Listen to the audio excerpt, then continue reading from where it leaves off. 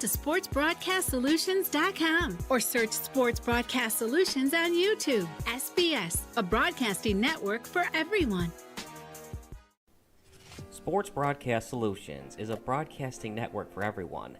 At SBS, we offer a professional broadcasting experience for the non-professional athlete. Just like the pros, we offer everything for you. Play-by-play commentary. A no-hitter at Kane County Stadium. 15 strikeouts, 1 walk, 1 error, and that's it. Color commentary, highlight reels, recruiting videos, and much, much more. Unlike our competitors, we zoom in on the action and always have a live scoreboard with a live time code. If you're ready to have your next sporting event feel like CBS Sports, then make sure to call Sports Broadcast Solutions today. Our phone number is 330-957-7653, or you can go online to sportsbroadcastsolutions.com. SBS, a broadcasting network for everyone. Missing your child's sporting event just plain stinks. But you don't have to worry about that anymore, thanks to Sports Broadcast Solutions. SBS is a live broadcasting network, as well as covering your on-demand needs, recruiting videos, highlight reels, and much, much more. We can broadcast live to any website, and we also post as much on-demand content as you need. For more information about SBS, check out our website at sportsbroadcastsolutions.com. Sports Broadcast Solutions, a broadcasting network for everyone. Sports Broadcast Solutions is a broadcasting network for everyone. Let SBS broadcast your sporting event. We have experience and can generate excitement and permanent digital memories for your team. Tonight. That time, finally a goal for the Stampede! We have professional videographers using high-definition modern-day cameras, color analysts, and play-by-play announcers with state-of-the-art, classy graphical scoreboards to keep you updated. Plus, we have commercials to advertise your team, club, or sponsor, and us.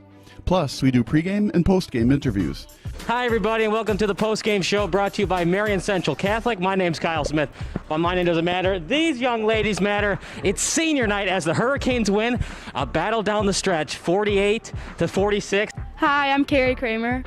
I swim 50 breast, 50 free, and 100 back. Whatever your sports broadcast needs, we are at sportsbroadcastsolutions.com.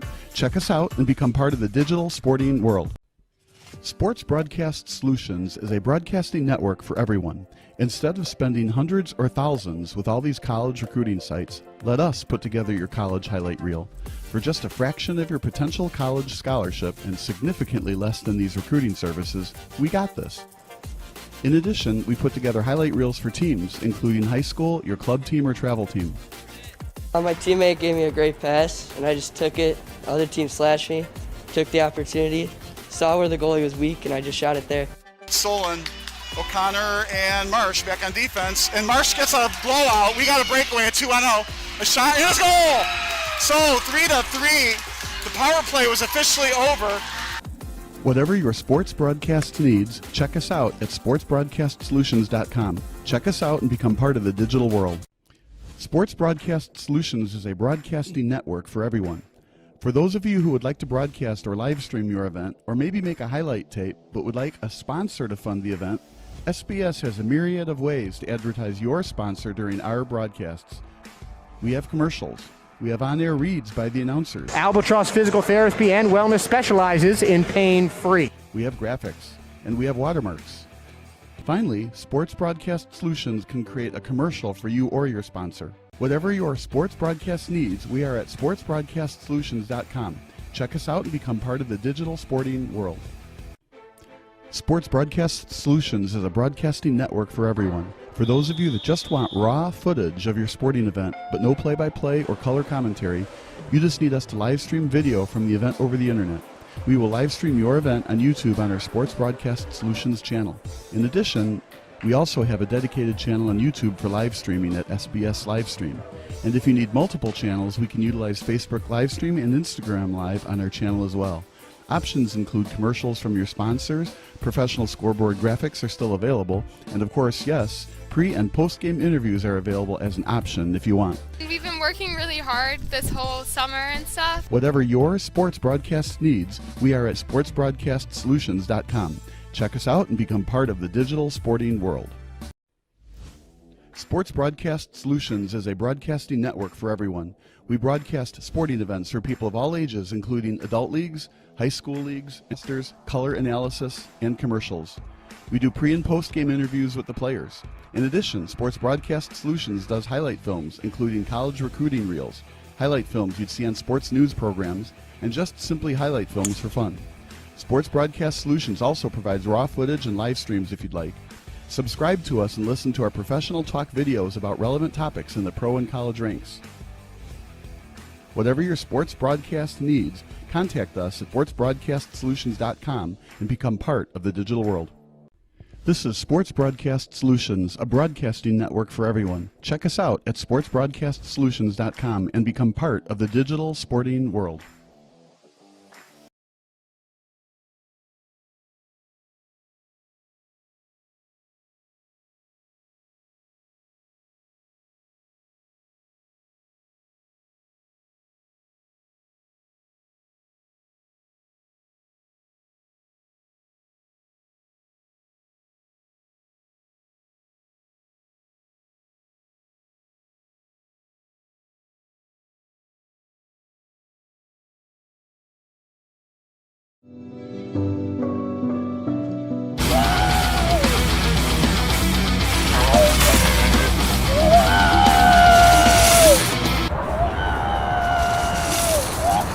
Isn't that putting the cart before the horse? Yep. You're not supposed to do that. Nowadays, you have to, especially in the housing market, where you need to get a mortgage before you find the house. That's why with the Get Committed program from Compass Mortgage, you'll have a fully underwritten loan commitment that stands out even amongst cash offers. Not to mention, once you find the perfect home, you could close in as little as 15 days.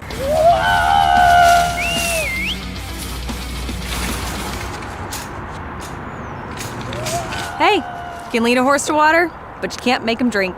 You're pretty big on horse metaphors, huh? Nay.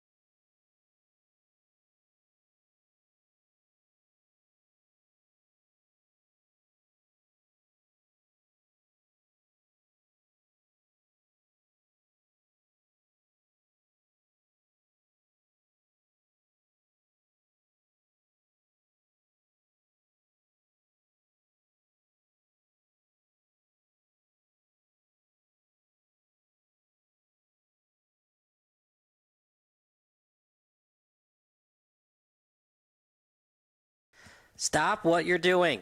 If your SBS broadcast looks blurry on your laptop or desktop, do the following steps. Number 1, click on the wheel icon at the bottom right of your screen. Then click on Quality. Click on the highest quality that's available for you. And number 3, wait for your laptop to load and enjoy the broadcast. If your broadcast looks blurry on your phone or tablet, do the following steps. Number 1, click on the wheel icon located at the top right of your screen. Number 2, click on Advanced. And number 3, click on the highest quality available.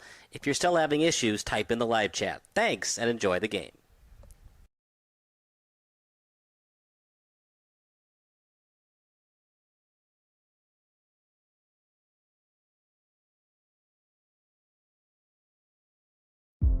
Hi, I'm Sean Rugstad, Caldwell Banker Realty. I'm out of the Glenview, Illinois office. I left Caldwell Banker a time of transition, thinking that the grass was greener on the other side. I was gone for 2 years and I realized right away I had made a mistake. I love the culture of Caldwell Banker. It's built around the agents. That's something that I felt I was missing before. They promote success by everybody working together. Everybody can network. Everything about the company is the best.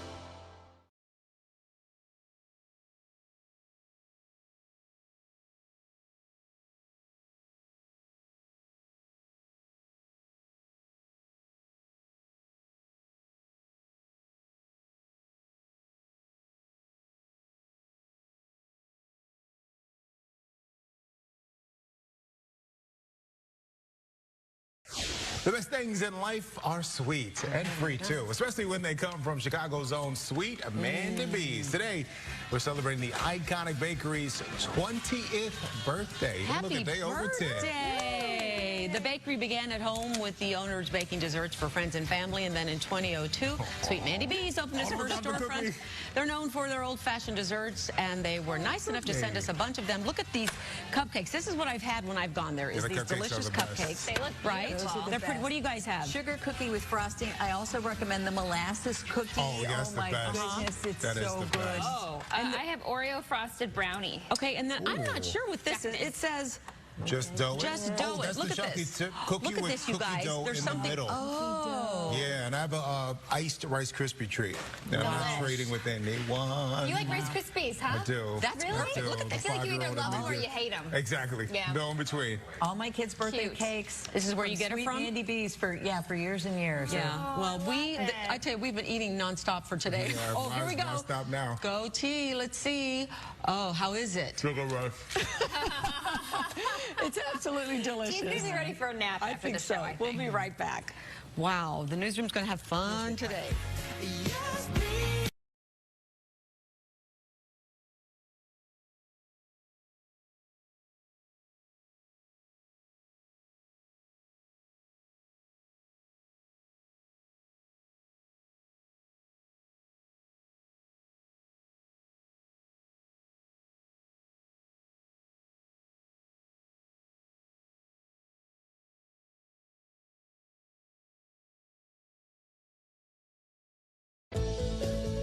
I threw away my retainer again? My parents are gonna be so mad at me. Are you looking to replace your lost or broken retainer? Perhaps bank a free retainer for the future. Would you like to be part of something that guarantees you a new retainer and gives back to the community at the same time? If yes, then we have the perfect solution for you. Willow Lake Orthodontics is proud to offer their unique Retainers Make a Difference program. We offer our patients and families an opportunity to replace their retainers simply by putting in a little hard work and lending a helping hand at the local food pantry, the local farm, or a Glenview retirement community. Every patient that completes their volunteer hours earns a voucher for a free retainer. So instead of worrying about spending your savings for a new retainer, take advantage of this opportunity and call us now to get started. As both residents and business owners in Glenview, Willow Lake Orthodontics is excited that Remade is a win for our families and the community we live in.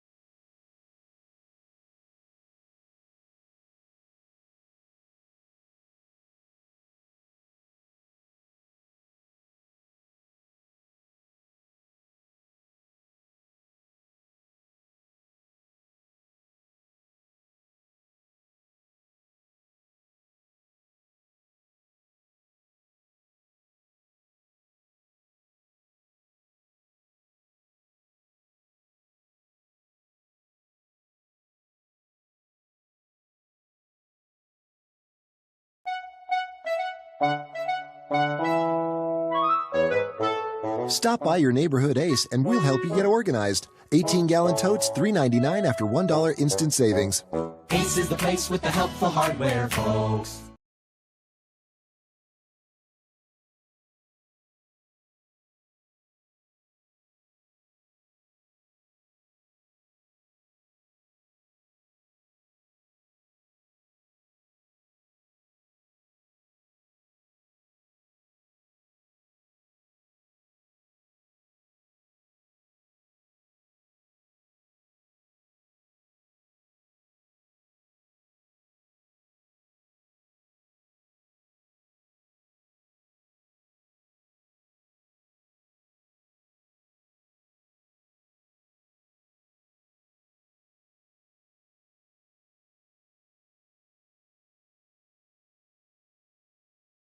Getting in a bike crash is painful, and to add insult to injury, insurance companies don't want to compensate you fairly. Part of my commitment to my clients is my commitment to the regular, everyday working people that make Chicago. These are the people I'm committed to helping. This is what excites me. This is what motivates me. This is what makes me proud to be a Chicagoan.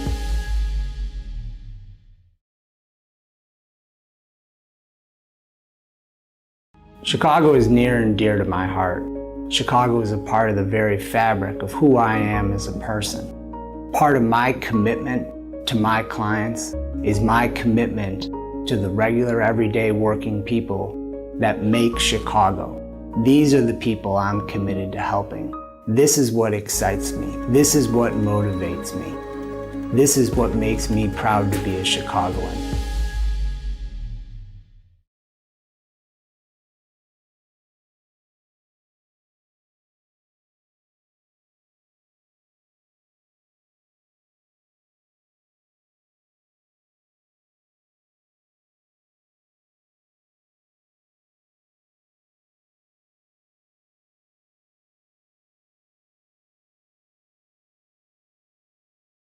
Ever since I was a little kid, I've been interested in the ideas of justice and fairness and equality.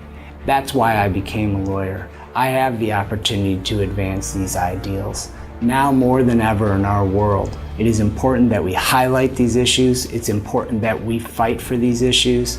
And my clients know that Keating Law Offices will not just fight for them, but they will fight for these ideals.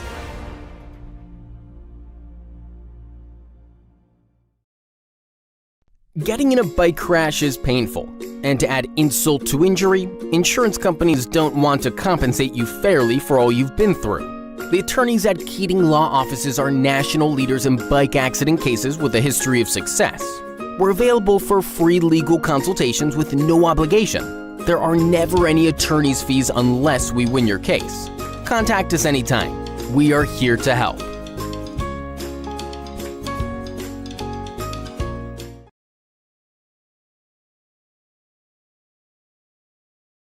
Feeling bullied by your bank? You know there's a fee. That loan application looks complicated. Any help? Not really a math guy. I hope you enjoyed our new hold music. Last question, what high school did you go to? Lincoln South? Dude, we totally crushed you guys. At Wintrust, we take a different approach. Whether it's banking solutions, a new home, or financial planning, our local experts are ready to help. Wintrust, different approach, better results. What are you?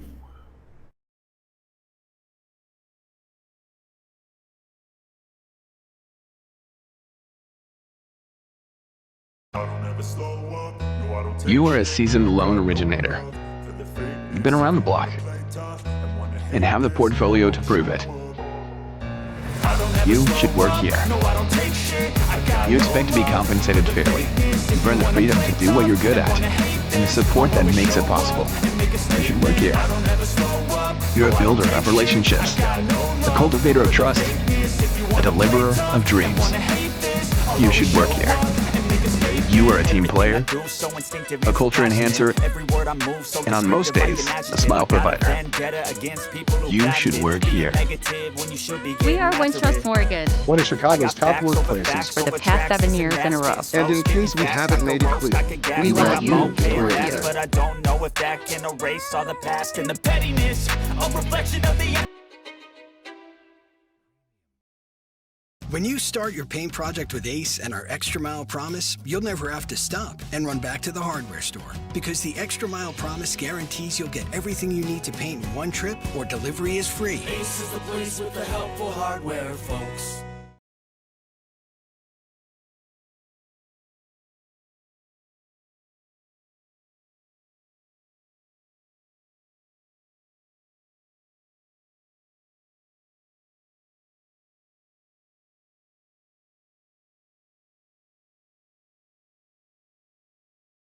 All runners are different, and we're here for everyone. The beginners, everydayers, once-in-a-whilers, the treadmillers, track goers, and trailblazers. For every mile, marathon, stretch, and stride, we're here for gearing up and having fun. All the ways you run, all budgets, all at Academy. Have fun out there.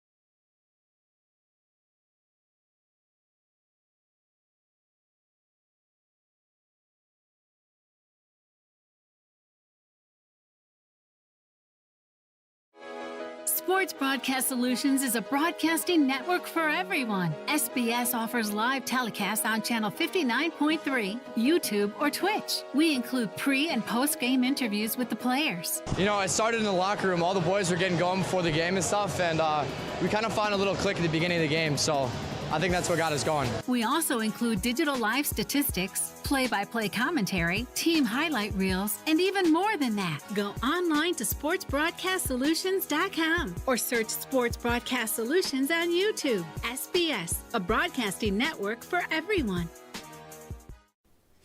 Sports Broadcast Solutions is a broadcasting network for everyone. At SBS, we offer a professional broadcasting experience for the non-professional athlete. Just like the pros, we offer everything for you. Play-by-play commentary. A no-hitter at Kane County Stadium. 15 strikeouts, 1 walk, 1 error, and that's it. Color commentary, highlight reels, recruiting videos, and much, much more. Unlike our competitors, we zoom in on the action and always have a live scoreboard with a live time code. If you're ready to have your next sporting event feel like CBS Sports, then make sure to call Sports Broadcast Solutions today. Our phone number is 330-957-7653, or you can go online to sportsbroadcastsolutions.com. SBS, a broadcasting network for everyone. Missing your child's sporting event just plain stinks. But you don't have to worry about that anymore, thanks to Sports Broadcast Solutions. SBS is a live broadcasting network, as well as covering your on-demand needs, recruiting videos, highlight reels, and much, much more. We can broadcast live to any website, and we also post as much on-demand content as you need. For more information about SBS, check out our website at sportsbroadcastsolutions.com. Sports Broadcast Solutions, a broadcasting network for everyone. Sports Broadcast Solutions is a broadcasting network for everyone. Let SBS broadcast your sporting event. We have experience and can generate excitement and permanent digital memories for your team. Tonight. That time, finally a goal for the Stampede! We have professional videographers using high-definition modern-day cameras, color analysts, and play-by-play announcers with state-of-the-art, classy graphical scoreboards to keep you updated. Plus, we have commercials to advertise your team, club, or sponsor, and us. Plus, we do pregame and postgame interviews. Hi, everybody, and welcome to the Postgame Show brought to you by Marion Central Catholic. My name's Kyle Smith, but my name doesn't matter. These young ladies matter. It's senior night as the Hurricanes win a battle down the stretch, 48-46. Hi, I'm Carrie Kramer. I swim 50 breast, 50 free, and 100 back. Whatever your sports broadcast needs, we are at sportsbroadcastsolutions.com. Check us out and become part of the digital sporting world. Sports Broadcast Solutions is a broadcasting network for everyone. Instead of spending hundreds or thousands with all these college recruiting sites, let us put together your college highlight reel. For just a fraction of your potential college scholarship and significantly less than these recruiting services, we got this. In addition, we put together highlight reels for teams, including high school, your club team, or travel team. My teammate gave me a great pass, and I just took it. The other team slashed me, took the opportunity, saw where the goalie was weak, and I just shot it there. Solon, O'Connor, and Marsh back on defense, and Marsh gets a blowout. We got a breakaway at 2-0. A shot, and a goal! So 3-3. The power play was officially over. Whatever your sports broadcast needs, check us out at sportsbroadcastsolutions.com. Check us out and become part of the digital world. Sports Broadcast Solutions is a broadcasting network for everyone. For those of you who would like to broadcast or live stream your event, or maybe make a highlight tape but would like a sponsor to fund the event, SBS has a myriad of ways to advertise your sponsor during our broadcasts. We have commercials. We have on-air reads by the announcers. Albatross Physical Therapy and Wellness specializes in pain-free. We have graphics, and we have watermarks. Finally, Sports Broadcast Solutions can create a commercial for you or your sponsor. Whatever your sports broadcast needs, we are at sportsbroadcastsolutions.com. Check us out and become part of the digital sporting world. Sports Broadcast Solutions is a broadcasting network for everyone. For those of you that just want raw footage of your sporting event, but no play-by-play or color commentary, you just need us to live stream video from the event over the internet. We will live stream your event on YouTube on our Sports Broadcast Solutions channel. In addition, we also have a dedicated channel on YouTube for live streaming at SB. Plato's Closet has athletic wear from all the top brands. Joggers, anyone? Our prices will get you moving, and we'll pay cash for your stuff. Buy and sell right here at Plato's Closet.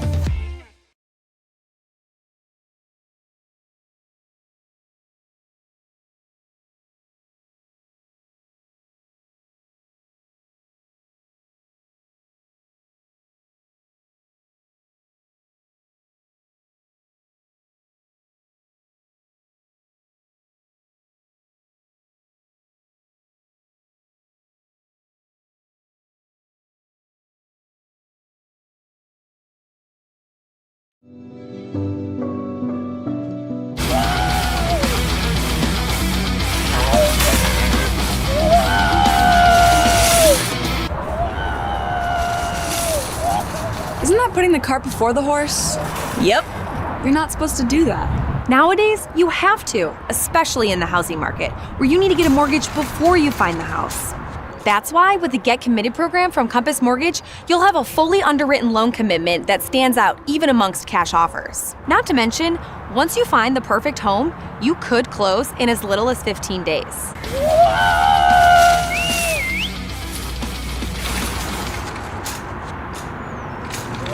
Hey, you can lead a horse to water, but you can't make him drink. You're pretty big on horse metaphors, huh? Nay.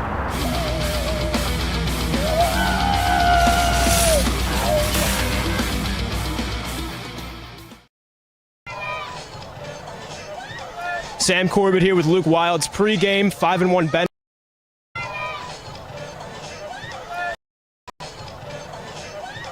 Sam Corbett here with Luke Wild's pregame 5-1 Benet, about to face off against 4-1 Fenwick. Luke, last week 5 receptions, over 140 yards. You mentioned postgame a focus on being more consistent. Yeah. What was Coach New's emphasis this week going against another tough team with the Friars? Pretty much, we just got to put two quarters, first half together, 2 quarters, second half together. That's pretty much it. Now, the Friars led by Auburn commit Nate Marshall on the defensive line. What was the scouting report for him this week? Just come at him hard. That's coming at him hard, coming at him strong, coming at him fast the entire game. Can you talk to me about your connection with Ryan Kubacki? It feels like every time he's got to bail out, make something happen, you find yourself open. Yeah, I mean, that's the special part of our offense. Someone's open every play. Is there a connection or a rivalry between you and the other Luke on this wide receiver core, Luke Doyle, back and forth, comparing stats at all in practice, any friendly competition? Not really. It's just we pick each other up. We hold each other accountable. Sorry. You're okay. Benet 5-1, playoff bound for the first time in your career and a long time for the program. Tell me what that means to you. I mean, it's so special. We can't stop here. We got 3 more games to play. 8-1 is the goal. Luke Wild is here at Benet Academy. Thanks, Luke. Thank you.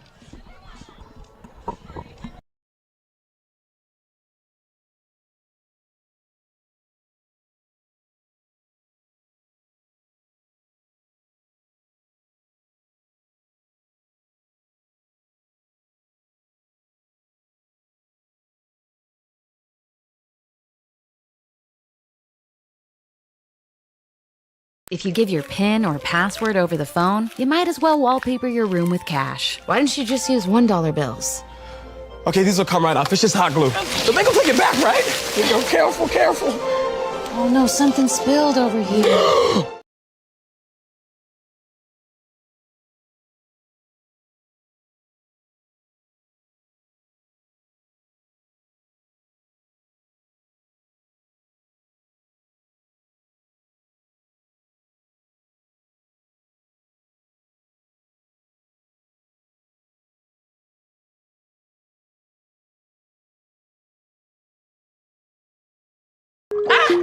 I just saw super low interest rates on Facebook. Maybe I can refinance my butter hot tub.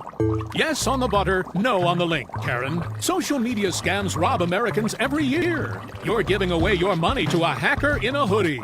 That's a negative stereotype, and we don't appreciate it. I'd like to speak to their manager. You're actually the manager of protecting your identity. Learn more at banksneveraskthat.com. Okay. Gary, we need more baguettes.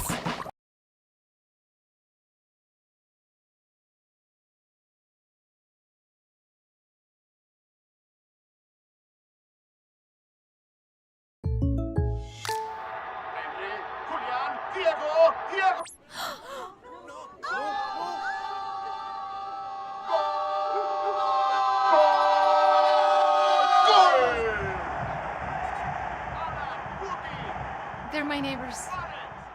Come on in, guys. Bringing fans together. State Farm, official sponsor of Liga MX. Like a good neighbor, State Farm is there.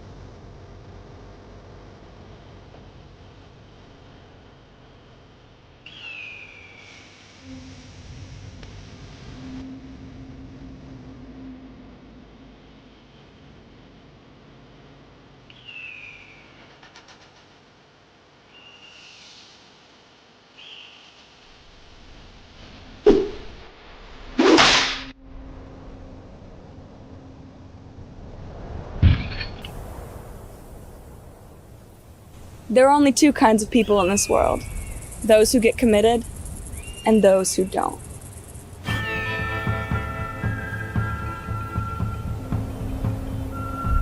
Before you find yourself in a housing standoff, get committed.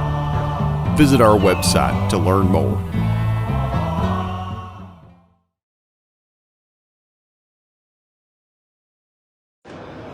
All right, we're here at the Chicago Golf Show. This is the Shacks booth here. We've got merchandise for sale, 25% off all of our Shack merchandise, Vineyard Vines, we've got polos, t-shirts available. We're here, we're gonna raffle off a Stealth 2 driver along with lessons from our Director of Instruction. We've got all of our membership information. Please be sure to stop by our booth.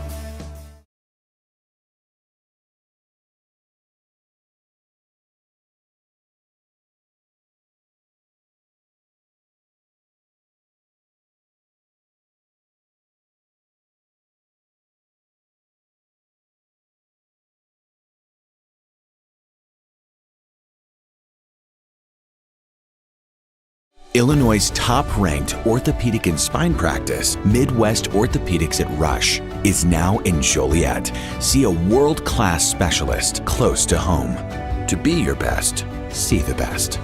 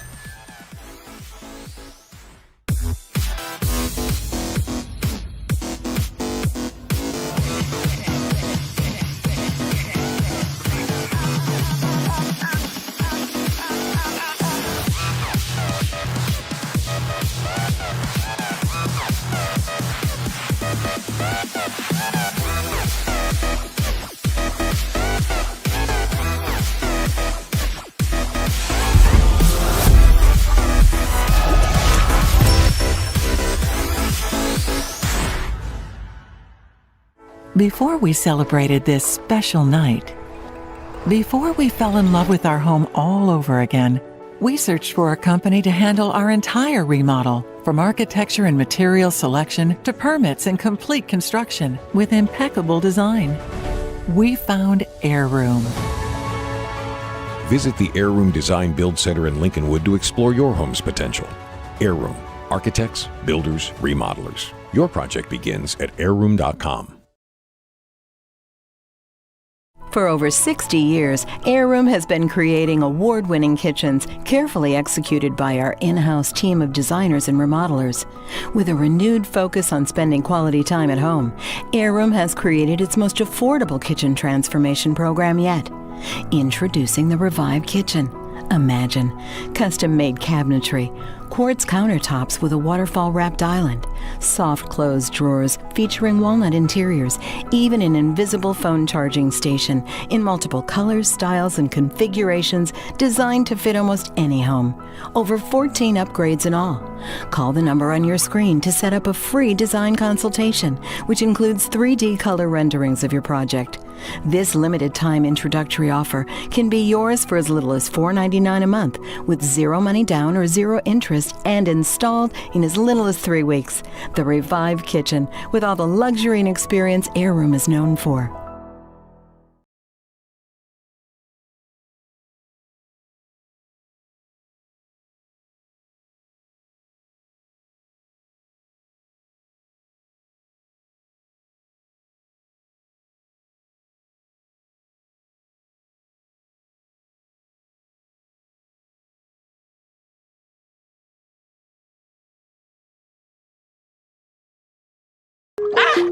I just saw super low interest rates on Facebook. Maybe I can refinance my butter hot tub.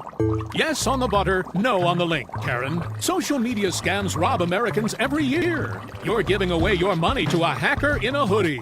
That's a negative stereotype, and we don't appreciate it. I'd like to speak to their manager. You're actually the manager of protecting your identity. Learn more at banksneveraskthat.com. Okay. Gary, we need more baguettes.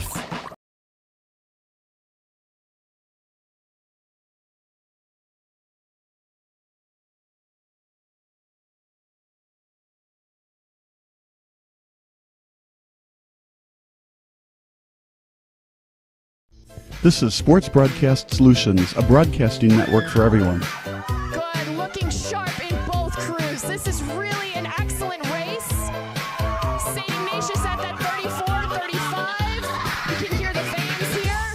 Loyola looking excellent as well. Here comes the Loyola Ramblers. Good, and we've got some open water there. Some open water between St. Ignatius and Loyola. We've got, maybe about a boat length open water here.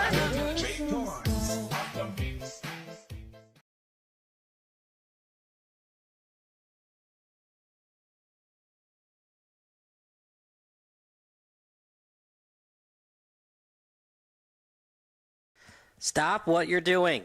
If your SBS broadcast looks blurry on your laptop or desktop, do the following steps. Number 1, click on the wheel icon at the bottom right of your screen. Then click on Quality. Click on the highest quality that's available for you. And number 3, wait for your laptop to load and enjoy the broadcast. If your broadcast looks blurry on your phone or tablet, do the following steps. Number 1, click on the wheel icon located at the top right of your screen. Number 2, click on Advanced. And number 3, click on the highest quality available. If you're still having issues, type in the live chat. Thanks, and enjoy the game.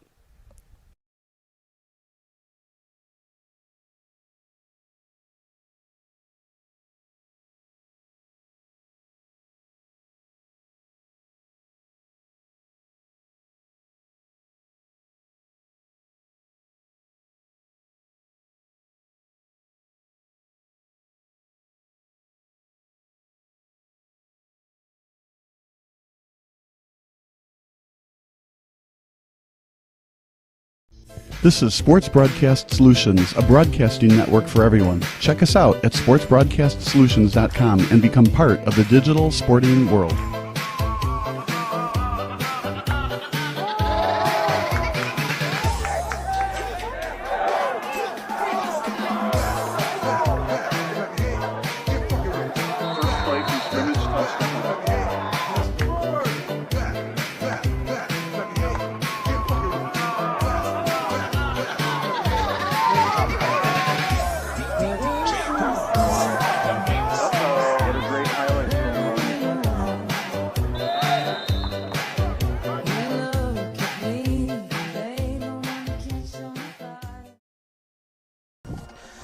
Good evening, everybody. Kyle Smith alongside Bob Vilsoe. It's Benet Academy hosting Fenwick here at beautiful Benedictine University Stadium, right across the street from Benet Academy. Bob, you couldn't ask for a better game.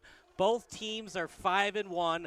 Winner advanced to 6-1. Loser to 5-2. It's football, of course, so we will have a winner tonight. If it goes to overtime, it's college football rules. Ball at the 10 instead of ball at the 25-yard line. It absolutely is going to be a good game here. Both teams are, like you said, 5-1, right? But very different on their terms of points, opponents' points. Fenwick is 128 points and 63 opponents' points, whereas Benet has scored a lot more points, 211, and given up a lot more points, 136. Normally, you'd say that Fenwick is going to be the favorite here. They're ranked number 8 in the state, whereas Benet is ranked 42nd, I think 47th in the Chicagoland area and 52nd in the state. So there's a little bit of an edge there to Fenwick. The problem is that edge is totally taken away, and someday I'd love to do a study to see exactly how many points is a home game worth. So I would have to say that Benet is going to play better in front of their home crowd. It's always loud here, lots of fans. We were here 2 weeks ago for the St. Viator game, and the fans were packed left to right, up and down, and it gets very loud and very difficult for opponents to play here. So it's probably worth a touchdown advantage for Benet to play at home. Anyway, I'm still making a prediction. I think that Benet, being the 8th ranked team, is probably going to win. I'm going to say a score of, I want to say 3 touchdowns each, 21-21, but you can't win 21-21. So I'm going to say 28-21 Fenwick, but beware, Benet is very, very tough at home. I just haven't seen enough from this Fenwick offense. I know they dominated St. Lawrence last week, a team that went to the championship game against Rochester, but that was a 4A St. Lawrence team. Benet Academy, bigger enrollment, bigger class size, higher class. So I think that it's going to be a problem for Fenwick. We saw them against Montini, another team that's a lower class, and they were at home against Montini. Fenwick only scored 14 points in that game, and Jamin Williams, the junior quarterback for the Friars, threw a pick 6. I'm picking Benet 28-21, same score but different winner. They're at home. I like Kubaki with 5 touchdown passes last week against St. Patrick. He's got all the momentum in the world. His favorite target, who we had in the pregame show, Luke Wilds, 3 touchdown receptions, partner, on 156 receiving yards. Yeah, it was fun. We interviewed Luke Wild before the game, but it sounds like we're going to have to make one of those Dr. Pepper and Kit Kat bets, to see who wins this game here. You've got Benet and I've got Fenwick, so it's going to be a good game for sure. Frankly, it's close to like a pick'em game. If this were Las Vegas, it would be interesting to see what their odds would be, like +1.5 or -1.5 or something. It's not a big crowd tonight, though, surprisingly, with how great the weather is. Benet being 5-1. Those are the slight issues. I know that Benedictine is just across the street, but technically it's not on Bennett's campus. And there is such a thing as home field advantage when you have the stadium on your campus versus going across the street to a neutral site game technically for a matchup like this. Well, I like having the college field be their home field. I think that's a huge advantage for the academy, right? But then Fenwick also plays at Triton, their home field, so they're not on their home campus either. But I really think this is a gorgeous facility. If I'm a high school player, compare my high school where I went, Glenbrook North, right? Their stadium, it was pretty classy right at the time. But compared to this college, facility, this is fantastic here. The weather is great. It's been 75 degrees all day today. Yeah. It seems like it was sunny. Now, of course, the sun has gone down, but the chill in the air isn't here. So if you thought you needed to dress up, not for this game, this is perfect weather. In fact, frankly, it's a little even on the warm side if you're a player. So we're going to take a quick break. It's Benet against Fenwick here on SBS, a broadcasting network for everyone. So then you mute.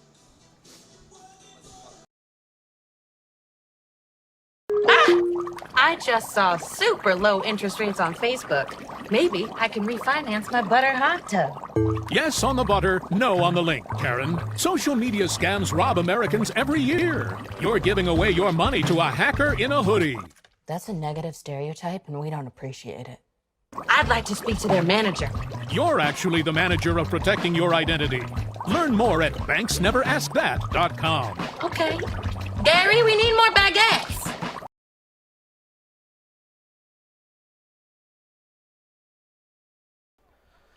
Kyle Smith alongside Bob Vilsoe. Pregame analysis brought to you by SBS, a broadcasting network for everyone.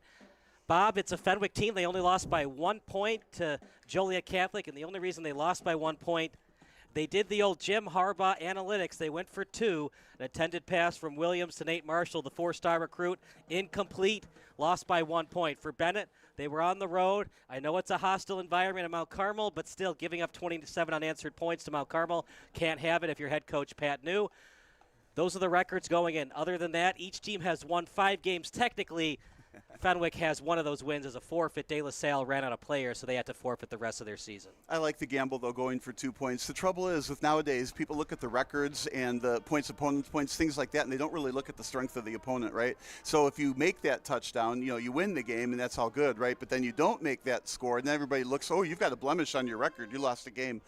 It happens in all sports. So, no matter what the score, if the score is really tied late, but you win by 1 goal or 1 point in football like this, or by 2 points in a volleyball game, 5 or 3, whichever, right? Both teams played about the same, and somebody had to win and somebody had to lose. So that record, I don't view it as a blemish on their record.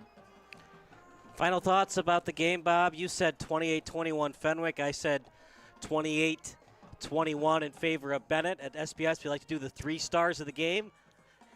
Picks to click. Who are your picks to click tonight? Oh man, that's way too early. But I'm for both teams, so you have to assume they both win to take. Or the you could picks just to click. pick just 3 total, so 2-1 or 3-0. What I like is the multiple facets to the offense. It's not like run up the middle and cloud of rubber pellets, but there's lots of play action, lots of run RPOs, and it's a diverse offense on both teams. So before the game started, I think we have to pick the quarterbacks on both teams as a top pick to click. Then I'll say that the starting running backs both picks to click, and I guess you'd have to say Wild for Benet.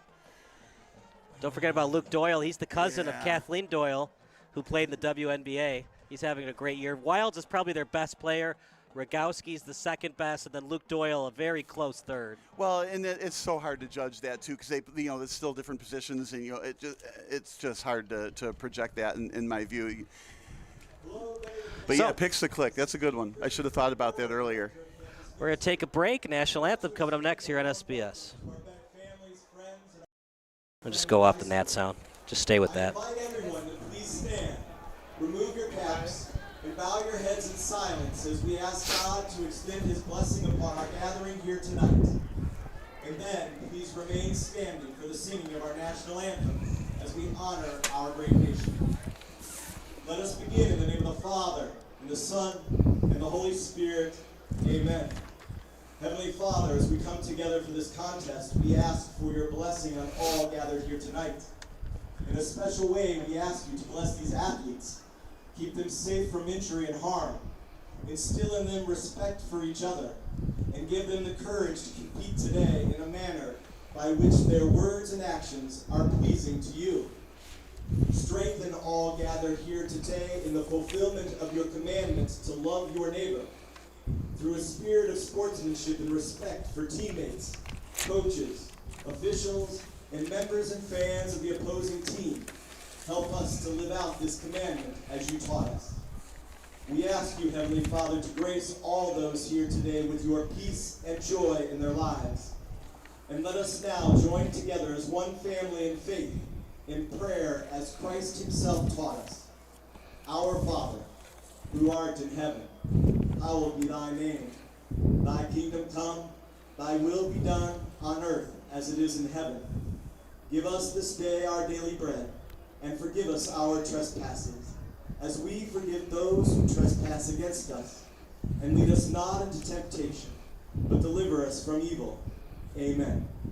As we go out into the world, let us remember that each moment of our life is a prayer, so that in all things God may be glorified. Saint Benedict and Saint Scholastica, pray for us.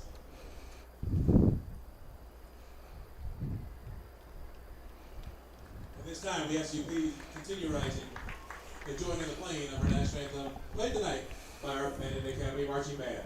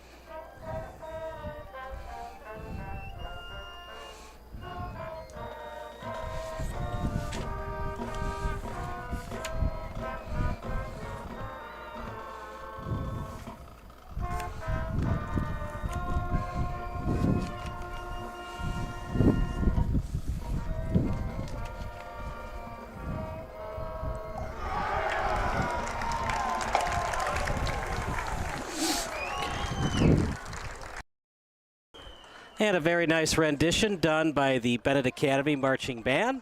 Kyle Smith alongside Bob Vilsaway. Almost time for football. You can't ask for a better fall night than tonight. Yeah, a little bit of wind coming in. So I'm looking at the flag at the end of the field. The flag is on that'd be the north side of the field. It's just, limp. It's not blowing anywhere. So I feel like we're getting the breeze up high, but on the field there's very, very little wind at all. So Fenwick in the black and red. They'll be opposed by Fenwick in the white and black. And I think, this stadium is large, right? So we were saying it might have been somewhat of a sparse crowd. Well, it looks like it's sparse when you look at this particular stadium. But if all of these fans were at any high school in the area, in all probability, that high school would look very, very, very full of fans. The other thing about it here is there is no far side stands, right? So one team is to the left, their fans there, and one team is to the right, their fans there. So, they're in close proximity of each other.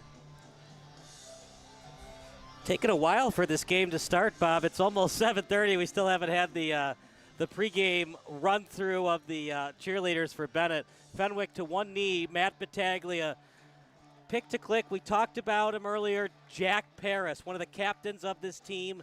He studies the game well, according to Coach Battaglia. It's a Fenwick team that had made the playoffs 4 of the last 5 years. They missed it last year after starting the year 4-1.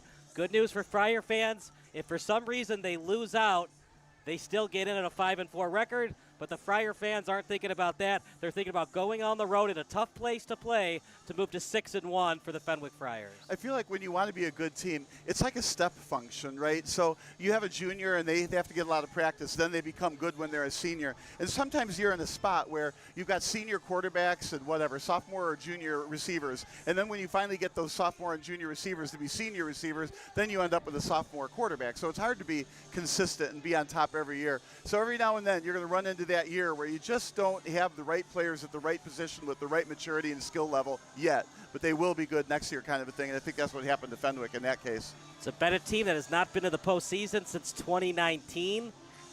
They're going this year, but they're not thinking about that. They're also thinking about going to 6-1. Good news for Benet, you got that senior quarterback. He's been around the varsity team since he was a sophomore, and he threw 5 touchdown passes last week. A lot of momentum, a lot of confidence going into a crucial home matchup. Yeah, what can you say? It's almost too cliche, right? But yeah, you got to take the game that's in front of you. You know, the play that's in front of you, the first down that's in front of you. And what you find is if you execute that play and then that set of downs, then you drive downfield and you get that touchdown. Next thing you know, you've got to win. Then you do that again. You have to focus on each and every play. And it's the teams that focus on each and every play are the ones that win. When you try to say that before the game starts, we're going to win this game, well, that's when you don't win that game. So every play counts.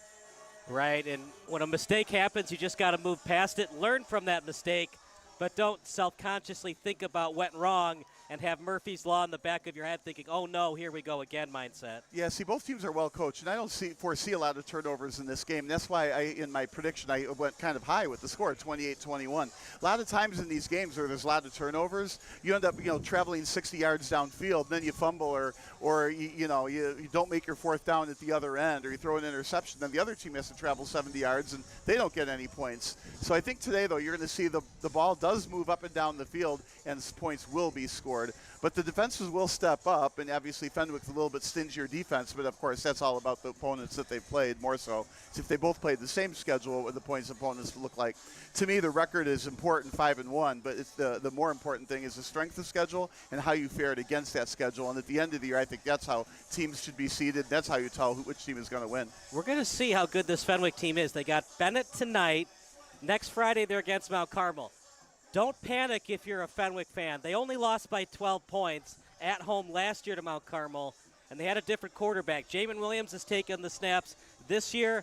Nothing against their quarterback last year, but I think Jamin a little bit more accurate, a little bit more athletic than the quarterback they had last year in Merrick Hill. Yeah, Mount Carmel, they're obviously a very, very strong team. So, I mean, it's just one of those things. You got to play them, right? But that could go either way. But Fenwick, obviously, a very, very strong team, so they'll be able to handle themselves in that game. But yeah, that Mount Carmel team is definitely a handful. Well, Benet was playing well against them, and then they gave up 27 unanswered, and that was at Mount Carmel. Fenwick, that's at their home next Friday.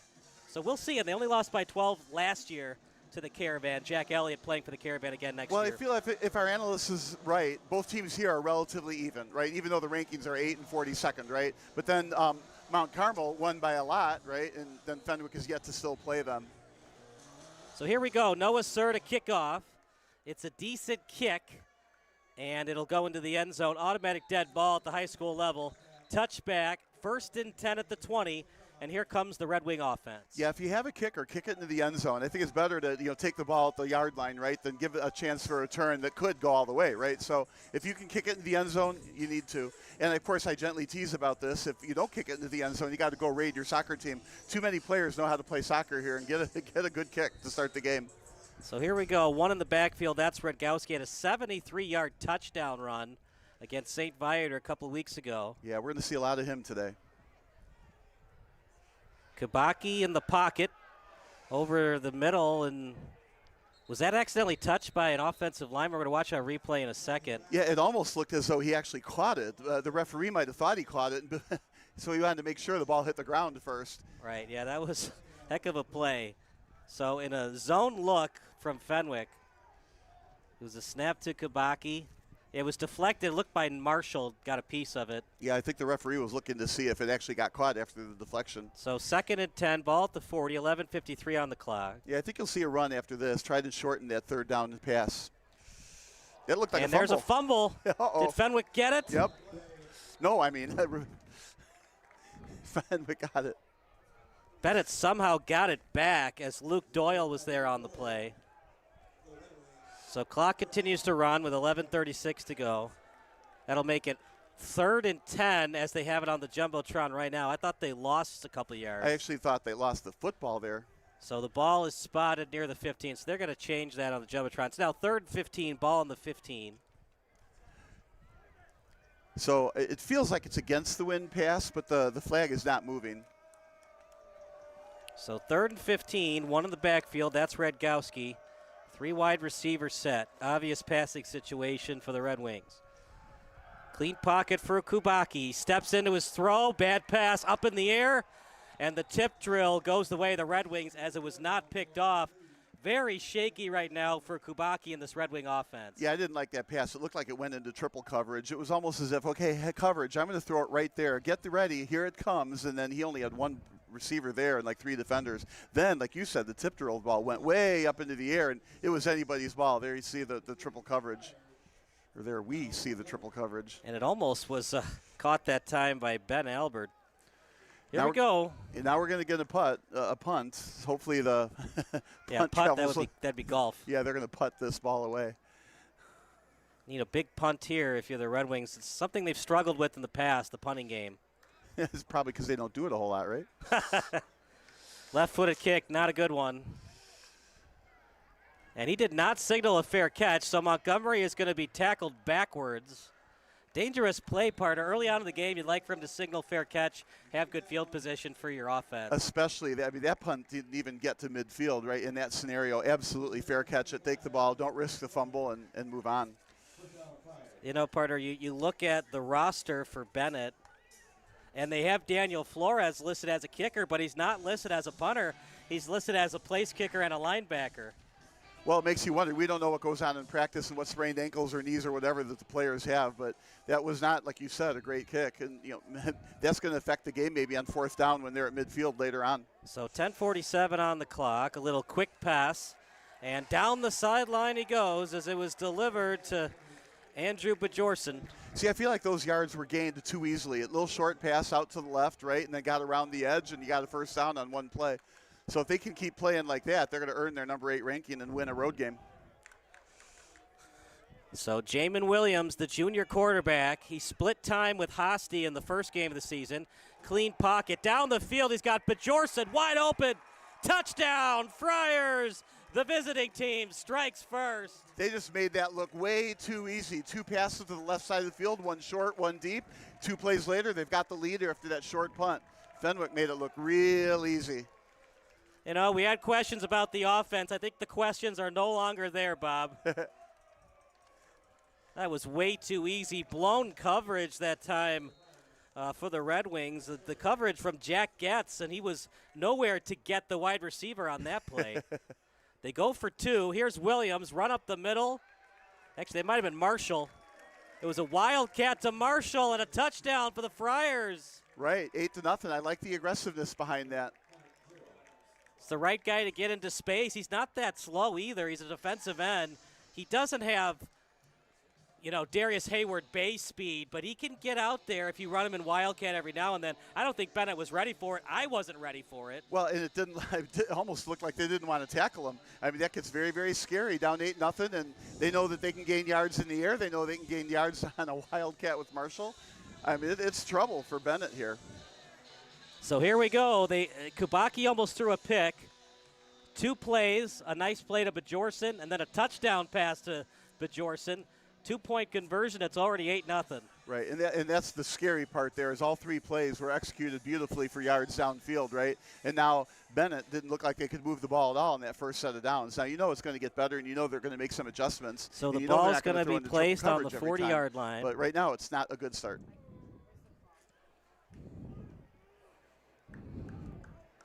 As that kick I return do like the goes kick out of going bounds. into the end zone. Fenwick is giving Benet a long field to try to score again with the lead, and I like it because they got 8 points, not 7 points. So if Benet scores, it's going to put even more pressure on Benet to keep pace. I think there goes our prediction of 28 or 21 points, though. When somebody scores 8 points, it's not likely to be a 21 or a 28-point game. So here we go. They're going to try it again. Right back to the 20-yard line. One in the backfield. They split the wide receivers. I think they'll keep it on the ground. That's their forte. Rolling outside the pocket. Kubaki on the move. Blocker in front. Wilds on the reception. He fumbled it. Yep, and lost it again. 2 fumbles, 2 lost balls. Now the question is going to be how fast can Fenwick score again? Most teams like to take a shot into the end zone after a turnover like that. I'm surprised that Benet isn't running the ball, trying to pound it. Rogowski is a terrific running back. You got to worry about number 9, but the good news is he plays defensive end, so if you run it A-gap, it's going to take a while for Marshall to get over. Unless they run a stunt, then Marshall could get to the A-gap right away. Well, I don't know how often we're going to see Marshall in the backfield either. Right, I'm just saying because he's at defensive end. If you run A-gap up the middle, it's going to take Marshall a while to get to the running back. Here we go, ball at the 30, 1 in the backfield. And Williams still has it. Quick pass out to the right. That's Romeus. He's still on his feet, by the way. I thought he was out of bounds. Officials say no, play on. 1st and 10 for the Friars. What is happening to this Benet defense right now? My prediction has been going south in this game, but I'm predicting another long pass to the right. So what they did, short pass to the left, then they set him up, then went deep left for the touchdown. Here, a short pass to the right. I feel like they're going to be looking for another pass to the right in the end zone. Let's see what they actually do. So he was indeed not out of bounds. Wasn't even as close as I thought he was. Romeus on the jet sweep. This might be coming back. Yeah, flag. Had a lot of time to run that ball. Usually when the jet sweep is that easy to execute, it's because somebody cheated. I like, though, that they went to the long side of the field. So the ball was on the right hash. They ran the jet sweep to the left, to the wide side of the field. Sometimes when you run those sweeps to the right, you run out of real estate and you end up out of bounds before you can turn the corner. So I like how Fenwick is using the field to their advantage. But they lost 5 yards. Still first down.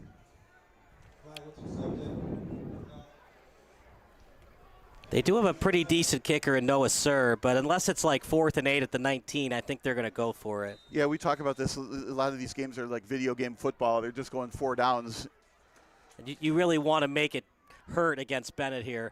Here comes the blitz. Quick pass, and the receiving core was not ready for it. He had the blockers in front, but just couldn't complete the pass. Yeah, those are those dangerous passes. If the receiver doesn't see it and the defender does, that's intercepted, and then there's nobody in the way all the way back down. So you got to be very careful of a pick 6 on a play like that.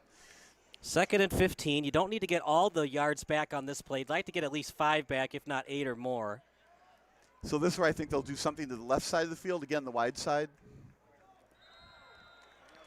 Partner, he wasn't that offside. If you're Williams, do you try to get that ball off? You have the free play, but then again, if it's more than encroachment, then you have to call the play dead. But I don't think he was that offside. I think Williams could have run a play there for a free play. Well, the referee blew it dead, but yeah, it was absolutely offside. So right back where they started, 10 yards to go.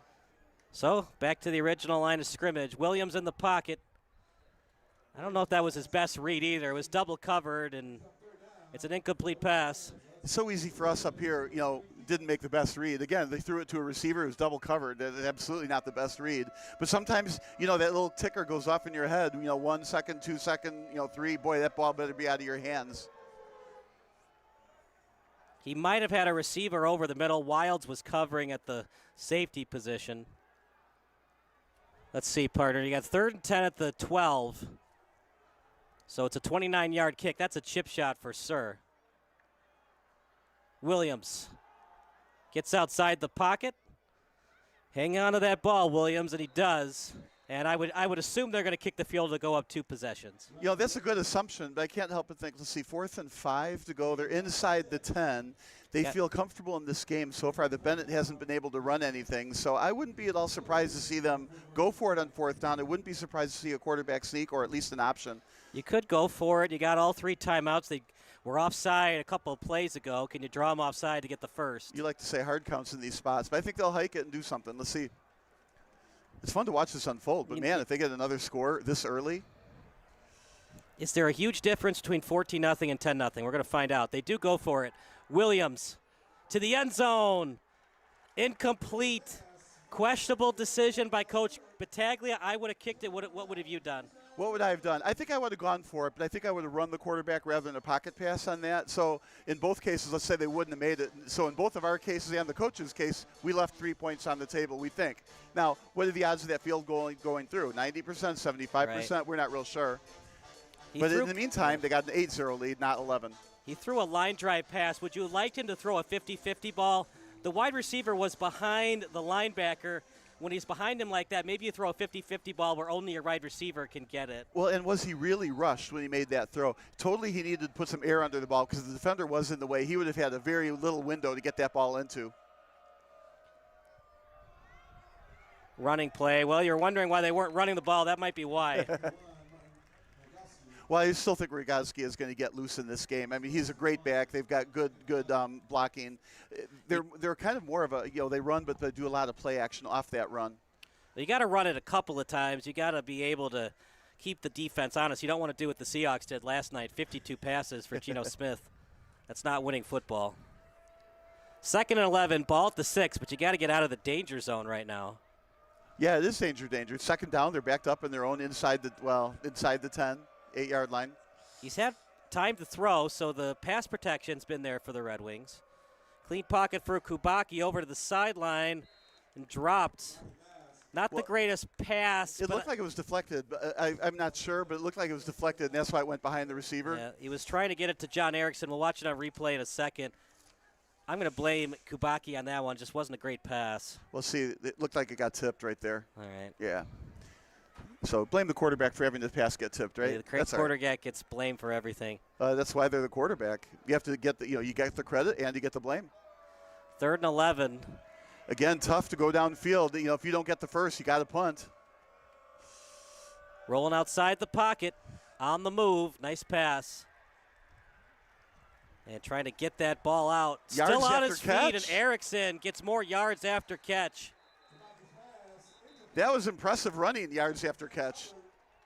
Now a little bit of a scrum in front of the bench. Probably not the best place to have a scrum if you're Fenwick. Yeah, it was a nice pass. Sometimes that happens when you're trying to tackle the ball. You forget that the receiver holds on to it and keeps their legs churning. That could be a lot of yards. So they are trying to have this Fenwick defense second guess. They've been throwing it to Erickson and Albert. It's not just the Luke Doyle and Luke Wild show, at least early on in this game. Kubaki rolls to the right, on the move, completed, and another first down. Yeah, you can't count Benet out. Nice run again to the wide side of the field. An option, can run it or pass. Took the pass, the receiver wide open. Yes, we do have both benches moving downfield to stay with the line of scrimmage. Right. Yeah, we do have live stats for you. We'll let you know as soon as we get some updates.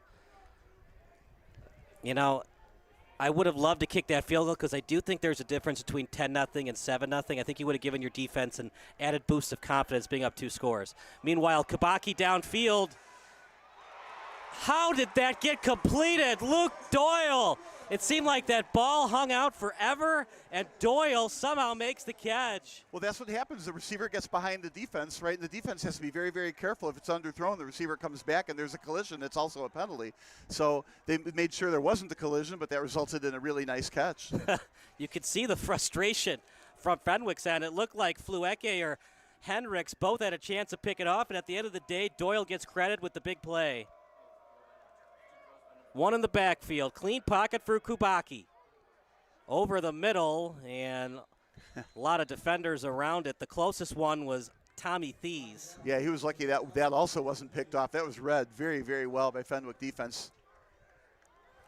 So with 6:52 to play, 2nd and 10. They're going to place it at the 25.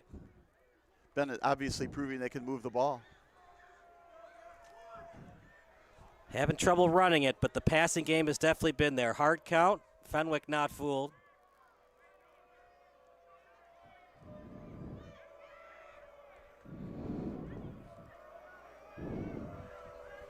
Bad pass. He's got time, and Kubaki's not going to risk it.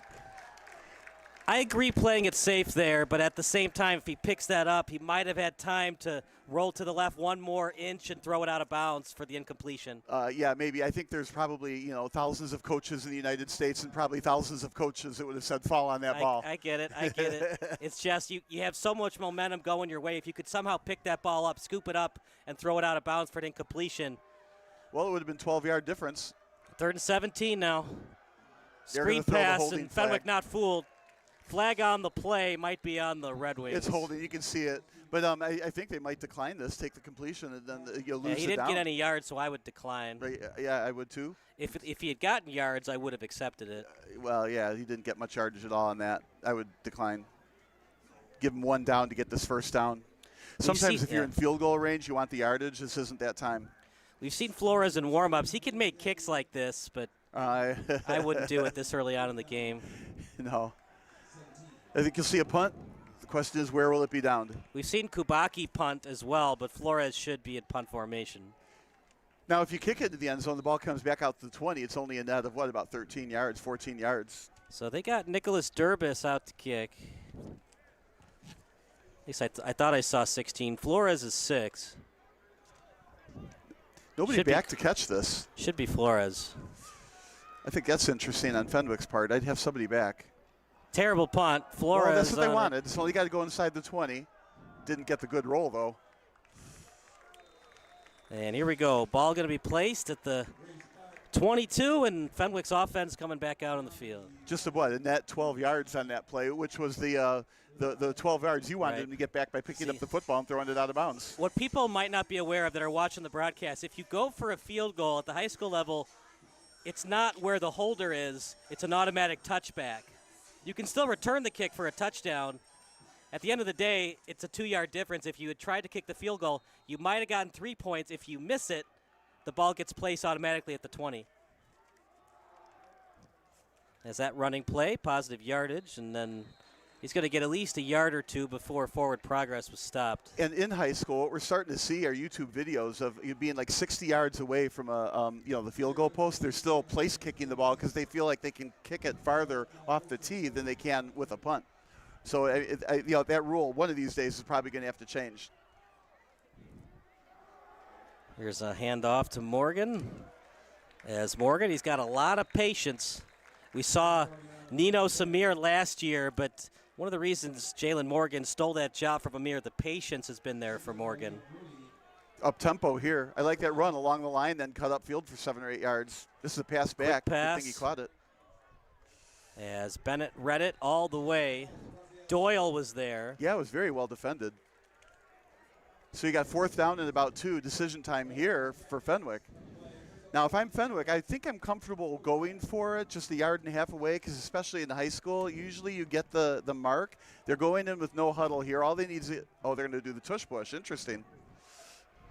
And flag on the play. That's going to change this play into a punt. I don't think the fullback was set. Maybe. But this is going to change this into a punt because it's at 4th and 6. They're not going to do a tush push or 4th down in their own end, I wouldn't think, especially with an 8-point lead, which could have been an 11-point lead. So we saw it last night. Here's the replay. So it looked like they were set. See what the signal is from the nearest ref. I missed it. Did he signal false start or legal shift? I didn't actually see. Watch on replay here what they signal. Regardless, they're going to punt because it's a 5-yard loss. 5-yard, right. So let's see. How about that? Wasn't a hold, illegal shift, or a false start. You're not allowed. For people that aren't familiar, remember the Bush push, the USC Notre Dame game? That was an illegal play. You're not allowed to do that, so that's what the ref called there. You're not allowed to pick him up and move him. It's got to be a scrum, and then there has to be defensive pushback, and then you try to change the forward progress. Fenwick was trying to create their own forward progress before Benet had any push on the play. The very famous professional formation. So the ball's at the 20 again. They pushed Benet back, still with that same.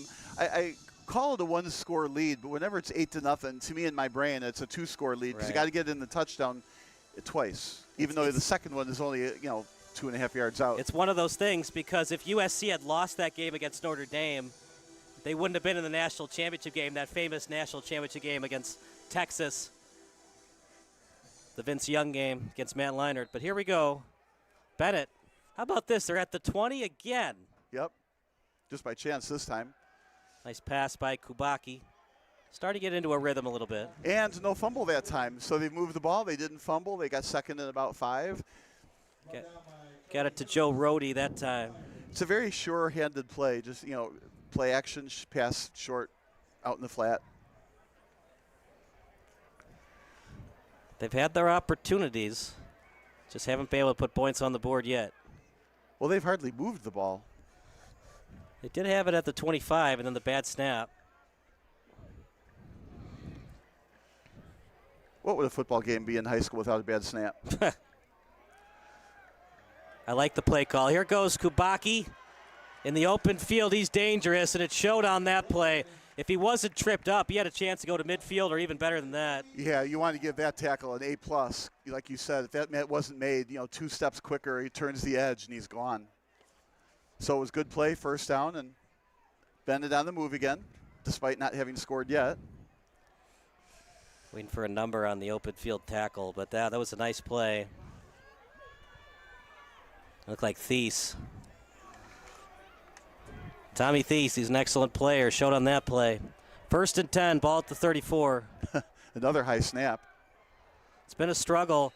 And partner, I always wonder why offensive coordinators fall in love with the spread offense. I understand it. The analytics of the game have changed. But every snap has to be in rhythm. When it's a high snap, your spread offense doesn't work that well. If you go under center and you do a 3-step, 2-step, 4-step drop, sometimes that's easier to execute than the shotgun play. Well, a lot of high schools have gone with the shotgun play, and I think it's because the quarterback's there and he can look at the defense quicker and doesn't have to take those steps back. So 2nd and 3. A lot of times we see the shotguns, even when you're icing the game at the end with running plays, because they just don't have enough practice time to practice shotgun and under center. Cleat pocket for Kubaki. Now he's going to roll outside it. Kubaki. And he's going to get the first. I think I'd run him out of bounds getting chased by Marshall as well. When Marshall's after you, you better run. Well, they only needed 3 yards to get the first. Yeah.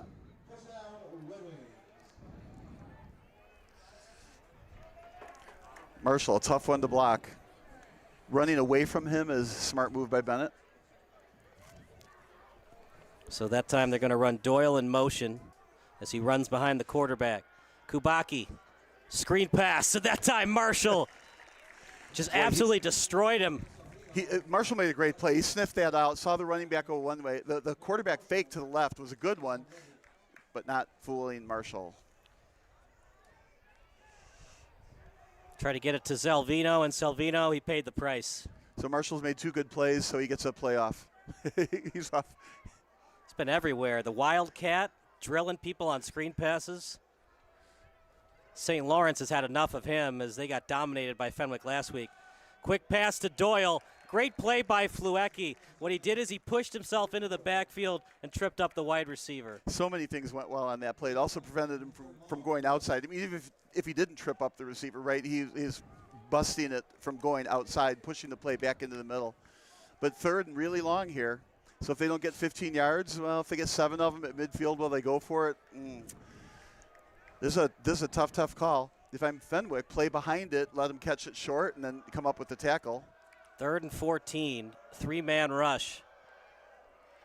Kubacki, he's going to have to roll outside the pocket.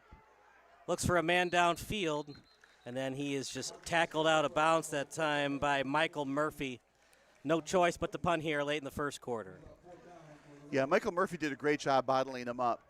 He didn't go after him and then fall for a fake. He just stayed downfield just to force him to not be able to go downfield, have to throw it, or obviously then he closed the gap. Right. But if he had gone for it, dove and missed, that would have been a lot more yards. So excellent defense by Murphy. That's where peripheral eye vision is so important. You on one side of your eye, you look at where the line of scrimmage started, and you know if Kubacki goes past it, it's a flag. So don't fall for the fake. Meanwhile, that punt, it's an okay one. See where they mark it. They're going to mark it at the 33. Yeah, you sound like me saying that punt's okay. To me, that was a weak punt. It's got to go downfield a little bit more. What did they gain on that? About 22 yards net on that punt? They got to kick this ball downfield. So Bennett's kicking game, their punts are not doing a great job today. So Fenwick with the ball, not midfield, but 35-yard line, 34-yard line maybe. Would you consider using Kubaki's athleticism, a rugby-style punt, get him outside the pocket so there's no chance of a block, and see what he can do in the open field on a punt? That's not my favorite. You try that sometimes. You're running full speed or half speed to the right, and then all of a sudden you trip and you drop the ball and stuff happens. No, I just like a nice punt formation. Jamin Williams, he's so good at that pump fake, and he froze the defense, allowing Romeus time to get separation. Yeah, he's got I call it a rocket ship arm. He deserves to be the starter, and that was a nice play. He was patient, made the throw.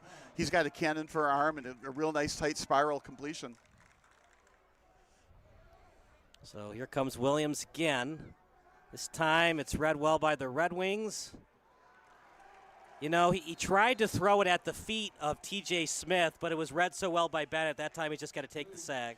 Well, and smartly he did rather than throw it away. But remember the first game of the year when we were here doing the Fenwick game? Actually not here for the Fenwick game, but at Triton for the Fenwick game. And we thought, maybe Frankie Hosty would be the starting quarterback. And then, of course, Williams was in. Absolutely terrific quarterback. They both have their strengths. Frankie's a little bit better of a pocket passer, but Jamin Williams down the sideline, that's what he does well, but he does struggle with that. That's something that Hosty's a little bit better at, the accuracy. If it's right on target, that's a 14-0 score. Well, that's the thing. If you are the quarterback on the field, all you've got is the quarterback on the field. I mean, it's hard to say that Hosty would have completed that or not. But I do think that was kind of a more of a bullet pass downfield, and I think the receiver was behind him, behind the defense. A little bit more air on that pass would have been easier to run under it. Second time that Getz has gotten beaten by Bajorson. Bajorson got him the first time for the touchdown reception. Yeah, this was not a good time for an offsides. I guess it could be worse, right? But instead of 3rd and 13, it's going to be 3rd and about 8, maybe 3rd and 9. So that absolutely helps in midfield, a shorter third down situation. Right. So, you feel like 3rd and 13 is a long pass, or is 3rd and 8 still a short pass, catch it on the run, maybe a slant? So I forgot it's 8-0, not 7-0, because they did go for 2. So if they kick the field goal, it's 11-0. Another flag. I guess Fenwick was saying, well, you get a penalty, we get a penalty. So now we're back to the long pass. If you have confidence in your offensive line, you could run a special play here, like a reverse or something, if you think you're going to go for it on 4th. This time they pass. Over the middle, he's got Smith, and it's complete. Smith's tackled, but not before he gains a lot of yards, and the Friars are cooking right now. That was that deep slant across the middle, and the linebackers were pulled up for some reason. It was wide open down the middle, cover 2 defense, and split them perfectly on that deep slant. Little up-tempo, no-huddle action. Screen pass to Bajorson. He's still on his feet. I like this. He got around the edge again for many yards. Again, a short pass. That's what the Bears try to do, that short pass and try to get down the field on the edge, but the professional defenders don't let that happen. But here in high school, let them get around, and that's another first down. Well, we were wondering if this Fenwick offense would do well or struggle like they did against Montini. They are up to the task tonight in a big way. Yeah, this is no struggle. At the same time, technically it's a one-score game. It's not a two-score game yet. But if they do, and if they do score and get 8 points again, that's 16 points. So it's 2 touchdowns and a field goal. It looks so good on the Wildcat, even though Benet practiced it or talked about it on the sideline. It was so successful the last time they ran Wildcat with Nate Marshall. I think they're going to run it again. That does it for the quarter. Yeah, well, they got first down here, though. And, of course, I always like to take that 8-0 lead at the end of the quarter, right, and multiply it by 4. They're going to get 3 seconds to run a play. Let's see if they actually run it. So we'll change it to 3 seconds. 1st and 10 at the 12. Williams out to the left, but Jorson again still on his feet. He's so hard to bring down in the open field. And he keeps getting around that edge. They keep giving him that edge. They got to stop that. They got to turn him into the field, not let him get around the edge at least. If you turn him in, you've got help inside defenders to tackle him. So you take the 8-0, you multiply it by 4. So clearly this final score is going to be 32-0. All right, we don't need to play quarters 2, 3, and 4. We don't need to broadcast 3 more quarters. We already know what the score is going to be. We're going to take a break. It's 8-0 in favor of the Friars here on SBS.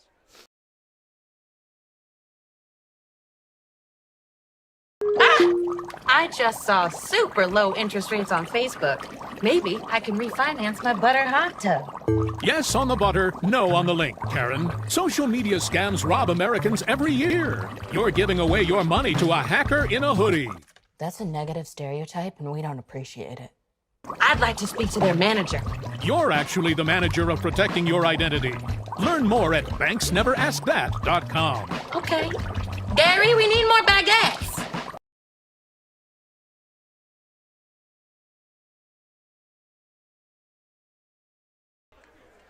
Kyle Smith alongside Bob Vilsaway, 8-0 in favor of the Fenwick Friars. Text line's open. Your favorite high school, college, or NFL memory. Text 330-957-7653. I always like this when the quarter change happens and the ball's like inside the 10-yard line. Everybody has to walk all the way to the other end. And, of course, the benches, their bunch has to move all the way to the other end up to about the 25-yard line that you can't cross. 2nd and 6 at the 8, so they can get a first down if they need it. Another clean pocket for Williams, and then it's not. That's kind of a coverage sack, partner. He had time to throw and that's couldn't get rid of the ball. Yeah, that's the ticker we were talking about. 1 second, 2 second, 3. You got to get rid of that ball. He didn't get rid of that ball on 3, and that clean pocket was no longer clean. Big sack.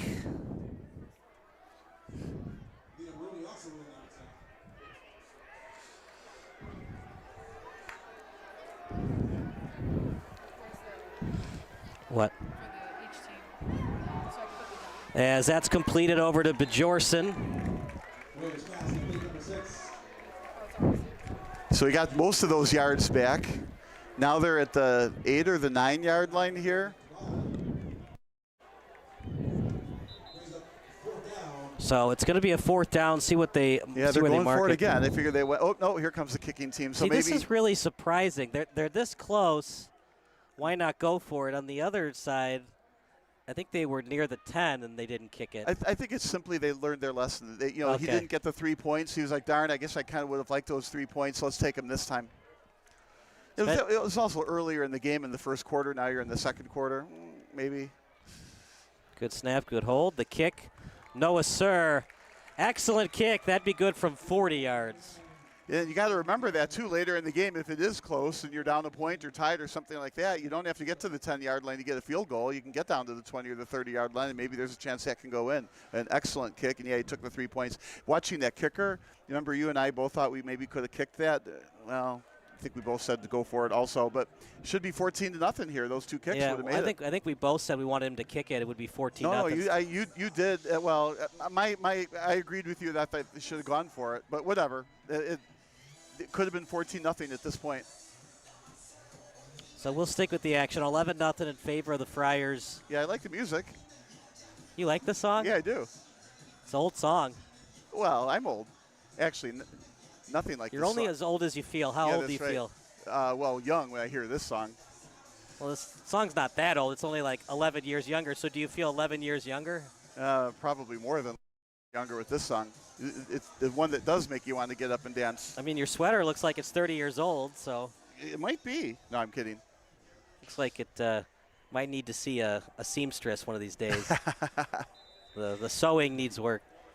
That's due to the cat, probably, if it really does. So here's the kick by Sir.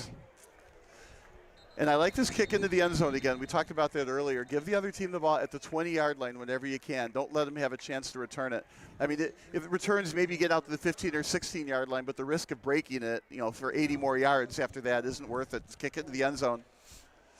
So here we go. Ball at the 20, 11 even minutes remaining in the second 11 quarter. Even minutes remaining and 11-0 game. How about that? Yeah, when do you ever see that? 11-0 score. Very much a rarity in the sport of football. Yeah, let alone a timeout at 11 minutes in the game. I mean, when does the stop clock, clock stop at exactly 11 minutes and never an 11-0 score? Could that be the first time in history, right? How would we ever know? Can Benet get the ball to the red zone? They haven't done it yet all game. Kubacki with the clean pocket, quick pass over to Doyle. That's become their bread and butter today. What a great marketing term, in a way, red zone. I mean, there's no red zone. I mean, and should the red zone be 20 yards, 10 yards, 15 yards? Well, what exactly should a red zone be? It's just a completely a marketed thing. Well, it's interesting here at Benedictine University. See that red line? Yeah, it's just around the whole field up to the 25-yard line where you can't stand. Then the white area is where the players can stand. So it's like the pseudo red zone marker? That close, 20 or 25-yard line. So 1st and 10 for the Red Wings. This time a B-gap run. Redgowski in the open field. We were wondering when they were going to get it to him, and they got to get him going if they're going to win tonight. Yeah, I agree. I feel like they needed to run him more earlier rather than use him as the decoy and then pass the ball. I feel like you got to use him. On the other hand, if he couldn't gain yards early on, they're still punting, but I think you got to use him, and that was very, very encouraging. Down by 11, though. So it's going to take a few more runs like that to get back in this game. So this time they're going to give Redgowski a break and Joe Salvino in the backfield.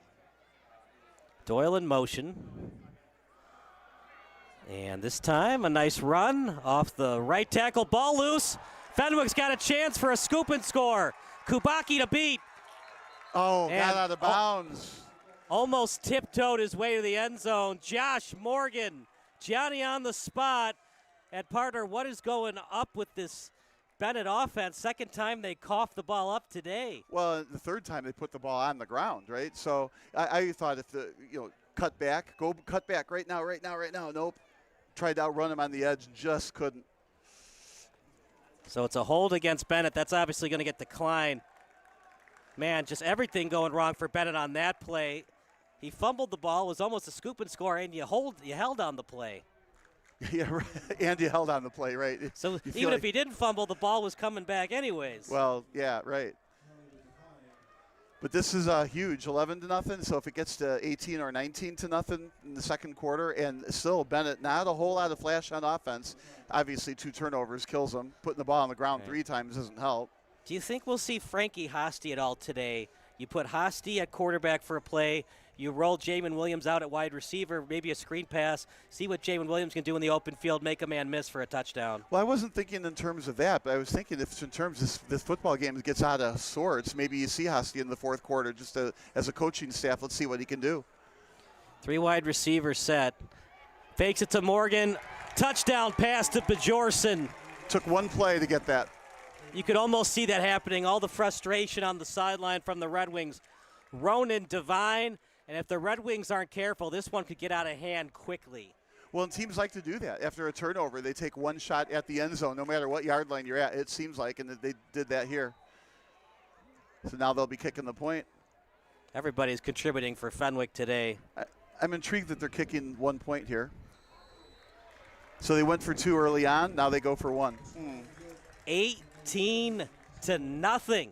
We're going to take a break. You're watching the Friars against the Red Wings here on SBS.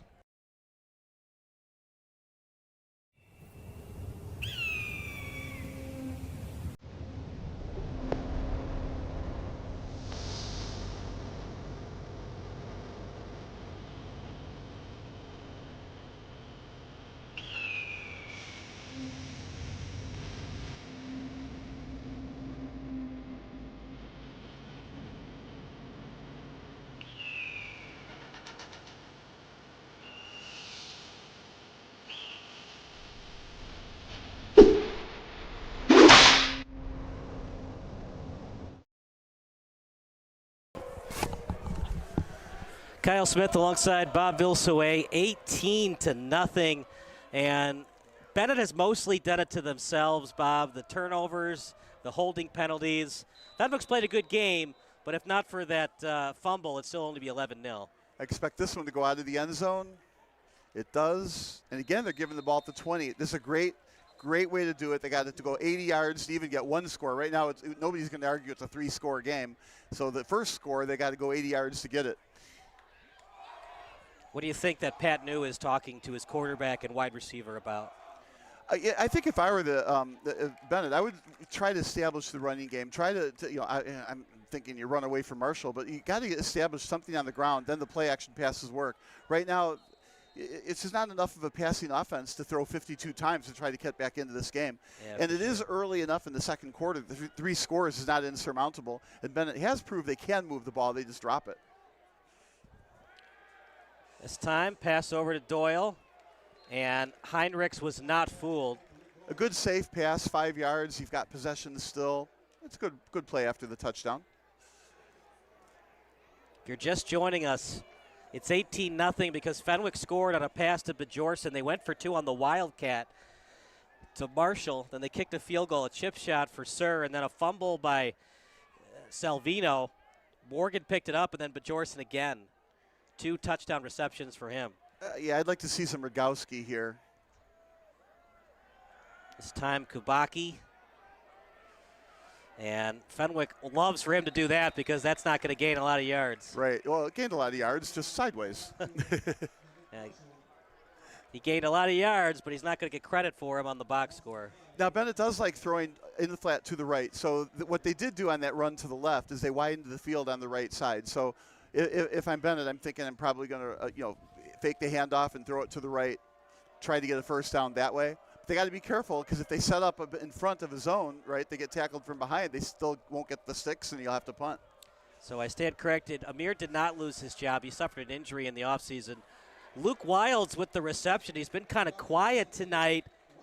Is that because of Fenwick's defense? They're forcing Benet to go to different guys? A different reason. They keep dropping the ball. They haven't held the ball long enough to throw it to him. But just like we said, there's going to be a pass short right to the wide side of the field. Wilds caught it, got the first down. Benet moving. So first down for Wilds, an offense that had 5 touchdown passes last week against St. Patrick. It's a good St. Patrick team, but Fenwick's even better. Well, Fenwick is proving out to be a terrific team. I mean, this is not an easy win in Benedictine University Field. Clean pocket for Kubaki. Oh, my goodness. Look at that. The tackled, delivered by Brian Timpone. Wrapped up the receiver just like the way you're supposed to do it. Wrap him up, both hands. Don't just hit him. Don't hope to knock him off balance. Knock into him and hold him, push him back. Great tackle, 2-yard gain. You're down 3 scores now, Bob. You don't want to have it be 4-down territory, but you almost have to consider it. Well, they're getting to that point where 4-down territory is okay at midfield, and they are moving the ball. So, yeah, again, you can't count Benet out. Yes, that's a handoff off the left guard. And you got to go up the middle a few times to keep the defense honest, but at some point in time, fake the middle and go wide to the, in this case, right. So here's another situation that Benet likes to go to their bread and butter, fake up the middle and then pass short right. But it's 8 yards, so again, they got to make sure they can get enough yards after catch to get the first down. You can't just turn around, you want to catch it on the run, a slant, for example, not a button hook where you can get tackled from behind. See what they do. So 3rd and 8. In my opinion, you got to get at least 5 to consider going for it. 4 wide receivers set. Kubaki, clean pocket. Kubaki, and that's up in the air, and no one's going to catch it. Deflected on the play. Yeah, that was tipped, but also nobody open. So even if that ball got through and not get tipped, it looked to me like that was going to be incomplete. So it's got 4th down at midfield. You have to punt, and that's unfortunately a wasted opportunity for Benet. The good positive on that, though, they did get a couple of first downs, did move the chains, and like we said, you have to always focus on the next play in front of you, the next set of downs in front of you, and Benet is doing that properly. But unfortunately, didn't get the first. Now they're punting it away again. So it's going to be Nicholas Durbis, the tight end, to kick, even though Flores is listed as the kicker on the roster. As Montgomery that time, he yells out poison. Much better kick, though. Yeah. The ball's at the 20 at the other end this time. Are you surprised that they're going with the tight end to do the kicking instead of their place kicker? Well, yes, of course. But here's a situation, though, where the coach knows who can kick how far because of the practices that they see. You know, we don't see these players in practice. I mean, we've seen, you know, offensive linemen kick before. You know, it's just whoever's got the strongest leg. How about Blanda? All those punts he did and quarterback for the Bears. Blanda, did he punt or just kick field goals? I thought he punted as well for the Oilers. For Text the lines Oilers? opens. Yeah. Yeah. Remember, he had a clash with George Hallis about that. Yeah, I always think of him as a Raider. Thought he was an Oiler. That time it's a run up the right guard. George Blanda? Yeah. Yeah, I'll put my money on Raiders. Thought he was an Oiler and a Bear. Maybe he was both. I know he was both, but I don't think he ever played for the Raiders.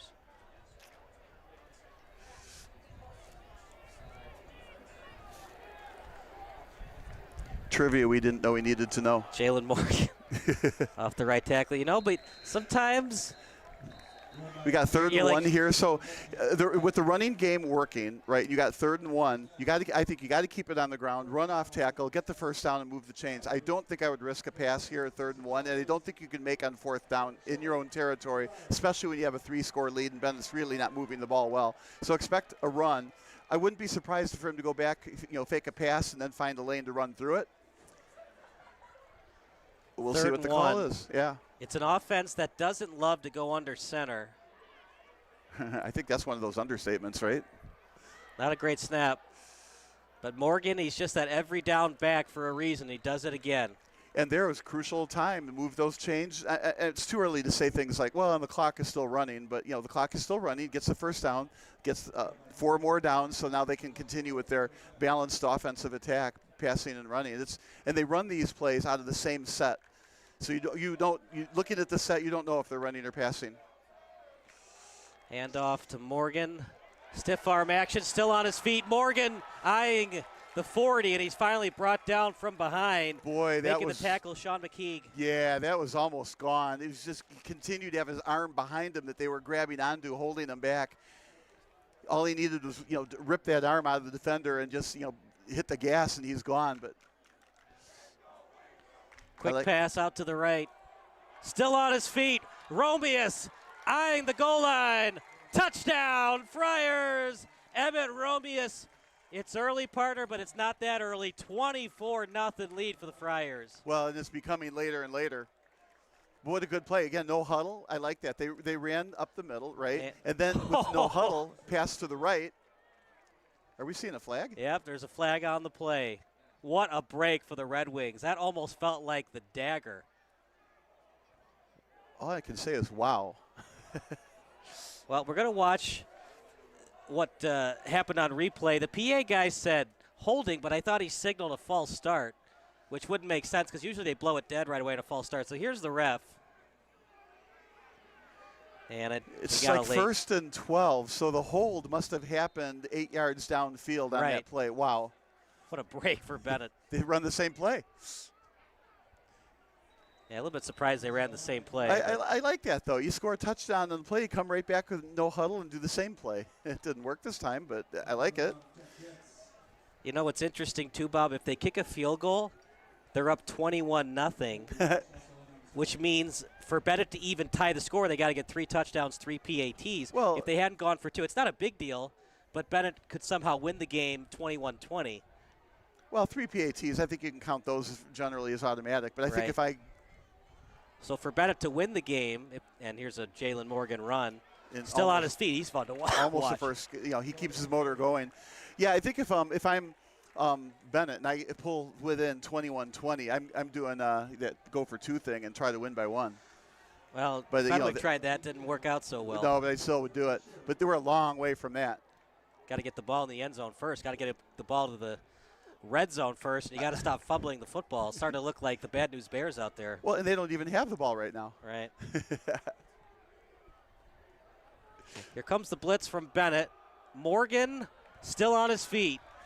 How about that? Benet blitzes, and Morgan just goes right through a hole, through the blitz, and into the open field. I like that, the hard running straight ahead, north and south, even on that pass to the right. You know, once he caught the ball, it wasn't any left or right thing. It was just like run downfield. Here, again, there was tacklers in front of him, ran right downfield. Looked like if he had cut to the right, he could have gained more yards, but no, just try to go through these tackles. Really hard-nosed running. Now we're going to get a timeout. Yeah, Bennett's probably wise to call timeout. Fenwick is absolutely moving the ball, and Benet doesn't know really what to do, so maybe a conference with the coaching staff at this point in time is not such a bad thing. Now, time is winding down as well, 3 minutes and 43 seconds, so if they score and don't leave any time on the clock for Benet, but right now Benet's not worried about when they get the ball with how much time. They're worried about once they get the ball, can they even move the ball? Right. So, but Benet is a good team, so at halftime the question will be what kind of adjustments will they make, and we'll be talking about that, what they can do different. I know what we haven't seen is very no Rogowski. No Rogowski. Well, they can't run the ball because they haven't established the run yet. They've had a good run by Rogowski. One. And other than that, yeah, because they're worried their wide receivers can't hold to the ball. You give it to the running back where there's even more people pounding at that ball. Do you trust Rogowski to run the ball right now into contact? Yeah, but I don't think that we're going to say that Benet has a fumbling problem. I mean, obviously, right. Well, they don't have a fumbling problem overall, but they have a fumbling problem tonight. Right. But it's not something I would over-coach or over-manage. You know, right. they do need to get back in when you're this game. coaching, you have to coach your team as you've done all season, plus tonight. So if you've been fumbling the ball tonight, you got to make adjustments to that. Yeah, like hold on to it. That's tipped at the line of scrimmage. Are you surprised that they haven't run quarterback sneaks with Jamin Williams? Yeah, I am. He's a really good athlete. I am surprised they haven't do that. But, you know, with an 18-point lead, that's something that they can add later if, you know, Benet somehow causes the pocket to collapse sooner than they have so far. Right. I'm talking about, like, design quarterback keepers. Yeah. We haven't seen that tonight. We haven't seen that. Maybe they want a healthy Williams. Out to the right. You don't really have to run quarterback keepers when Morgan keeps pounding the rock like he is. Yeah, he's doing a great job. There would have been a real good opportunity for a keep, you know, fake handoff and then run to the left. I think we'll see that later in this game. But I like that. You just keep it on the ground, keep moving the chains. Got to watch the clock. It's 3:20, so you want to score. And even if it is only a field goal, not a touchdown, preferably don't leave any time on the clock for Benet. But this is a masterful game for Fenwick. And by the way, that timeout was called by Benet, so Fenwick still has all 3 timeouts. So they split the running backs. High snap. Morgan again. Morgan still on his feet inside the 10. Benet doing whatever they can to try to knock that ball out, but yeah, Morgan is just holding that ball like it's his baby. Yeah, they got to tackle the player now, not so much tackle the ball. I know that they want a turnover, but he had such a head of steam. He went forward, and Benet picked him up, and he was still going forward, and he's not even on the ground. Let's give credit to this offensive line, too. A-gap runs, they're just powering past the D tackle of Benet. This time, Williams. Bounce. The ball goes up on the snap. Williams picked it out of midair and ran to the right. Didn't gain too much yardage, but didn't lose the ball either. Bennett's playing with 4 down linemen, too, and Montgomery's still getting through there. Right. Pat New has to know that Fenwick, they want to score 6, obviously, but they would love to just run clock and make sure Benet doesn't have time for a 2-minute drill.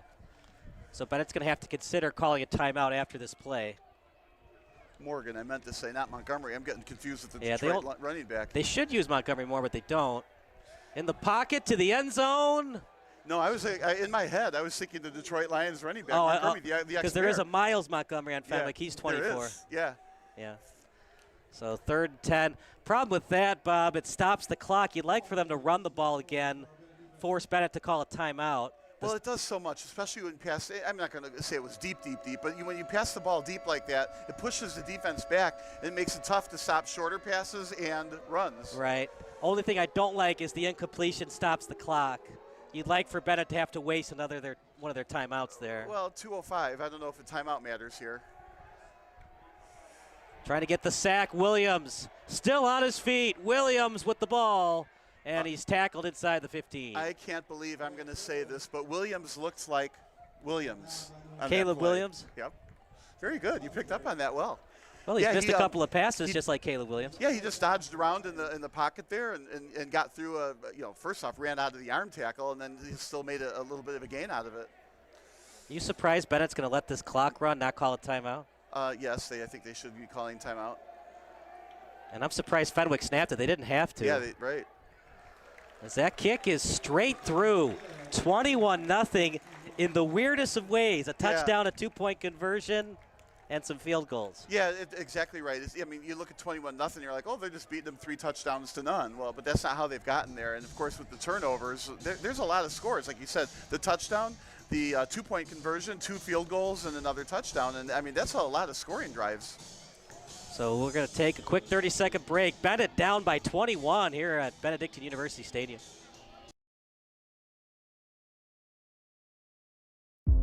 Hi, I'm Sean Rugstad, Caldwell Banker Realty. I'm out of the Glenview, Illinois office. I left Caldwell Banker a time of transition, thinking that the grass was greener on the other side. I was gone for 2 years and I realized right away I had made a mistake. I love the culture of Caldwell Banker. It's built around the agents. That's something that I felt I was missing before. I started my career here, I built my career here.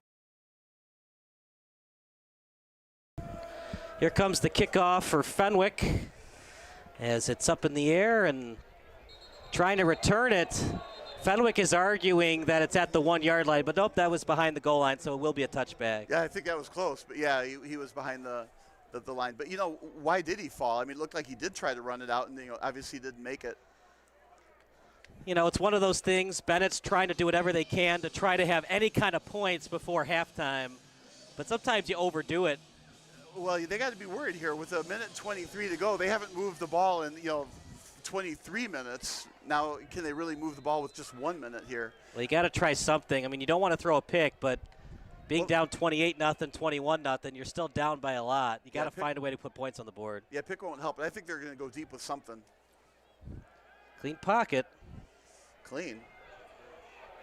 It's not going to be clean for 5 or more seconds. It's clean for 3 seconds, and you got to get the ball out. Yeah, 4 down rushers rushed the quarterback, and he took his lane and went. I think he sent all the receivers deep, hoping that there would be a gap behind the line and in front of the defenders, so thought he could keep on running.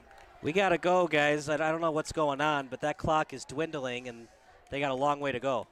Well, right now they haven't scored yet, so I mean, they do need to be careful as well. I think they need to be more concerned about moving the ball and what they're doing rather than actually getting the score.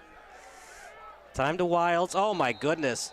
You know, Parter, I know it's early, but it might not be Bennett's night when Luke Wilds is dropping a pass like that. I liked his run after catch plan, though. He was going to catch the ball and cut back into the middle and get the first down. So at least he had a plan after he caught the ball, and that's a good thing to see. Incompletion too stops the clock. No matter what, Fenwick will call a timeout if Benet doesn't get the first. Remember, clock stops on a first too, so even though there's only 43 seconds, that's an eternity in high school football. Yeah, that's a good question, though. What will Fenwick do if it's a running play and the clock does run, or it's a pass? Of course, you call a timeout. You got nothing to lose. Yeah, well, or just go to the halftime with the 21-point lead. I think that's what I would do. You don't get extra points for keeping the timeouts. They run it. What will Fenwick do? That was after the play. Benet wants unsportsmanlike.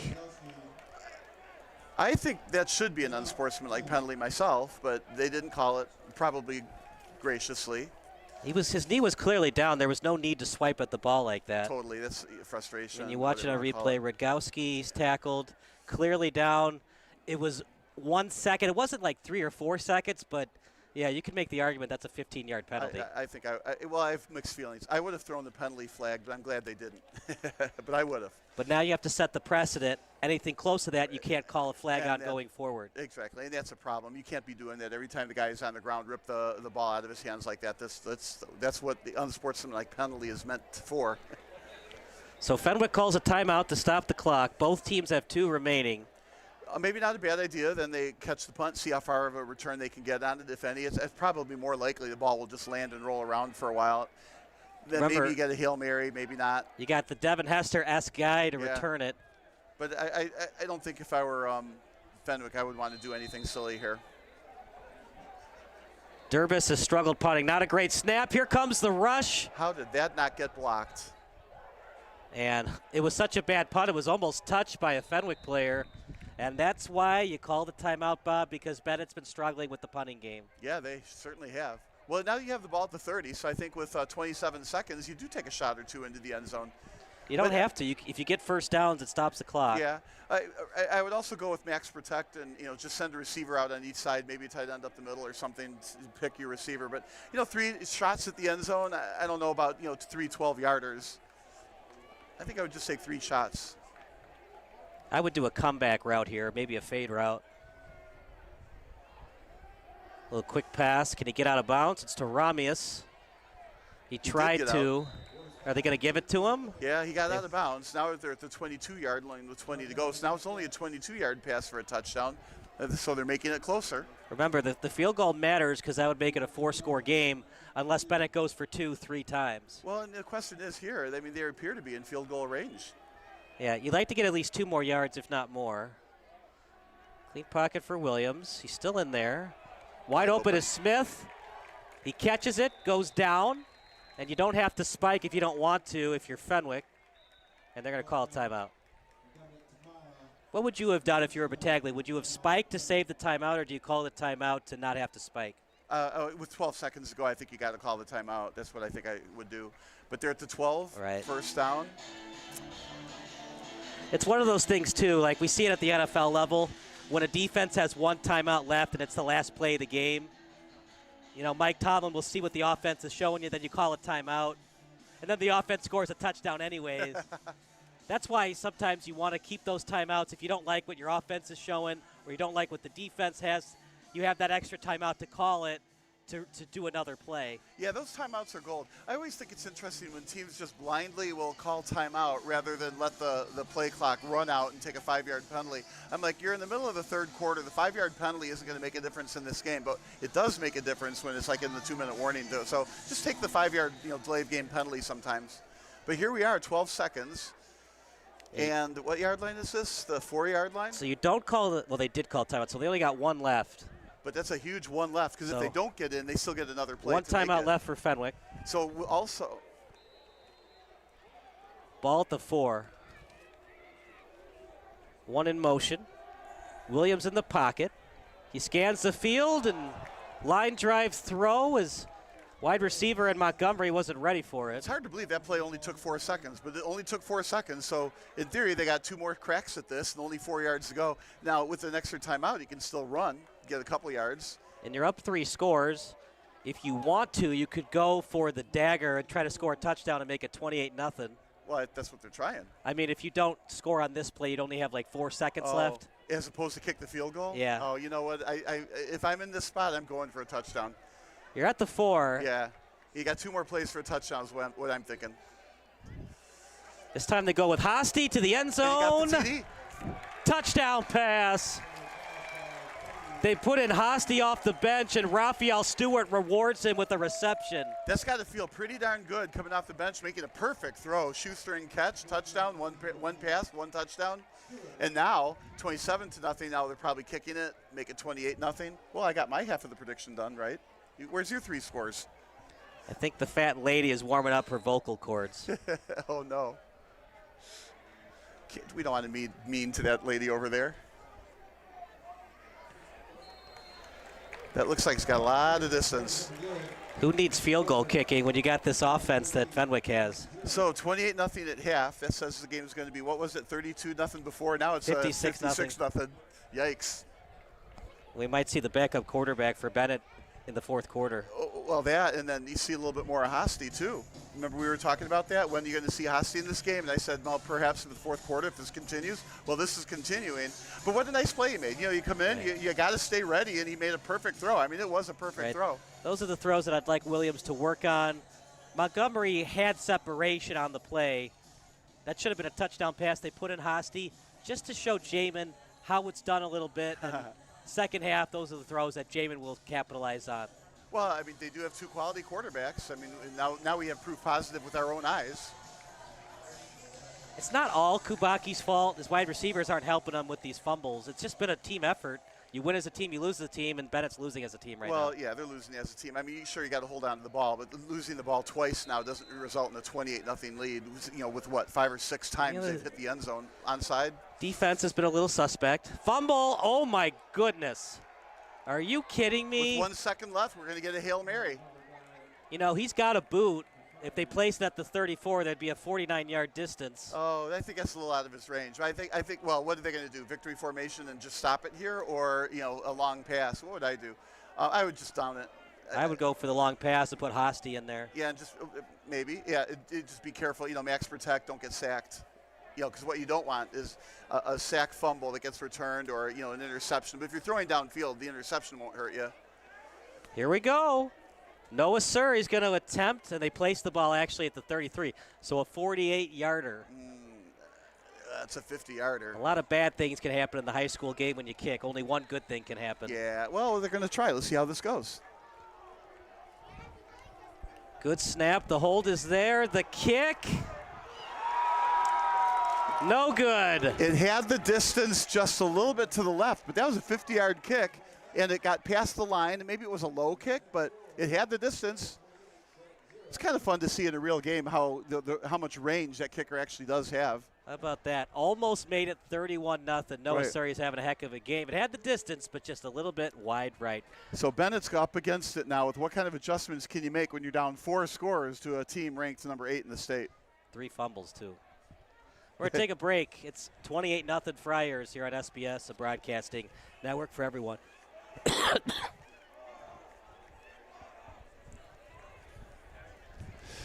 There you go. The best things in life are sweet and free, too, especially when they come from Chicago's own Sweet Amanda B's. Today, we're celebrating the iconic bakery's 20th birthday. Happy Look at day over 10. The bakery began at home with the owners baking desserts for friends and family, and then in 2002, Sweet Mandy B's opened its first storefront. They're known for their old-fashioned desserts, and they were nice enough to send us a bunch of them. Look at these cupcakes. This is what I've had when I've gone there, is these delicious cupcakes. They look right? They're pretty. What do you guys have? Sugar cookie with frosting. I also recommend the molasses cookie. Oh, yes, my the best. goodness, it's That is so the good. best. Oh, I have Oreo frosted brownie. Okay, and then I'm not sure what this is. It says...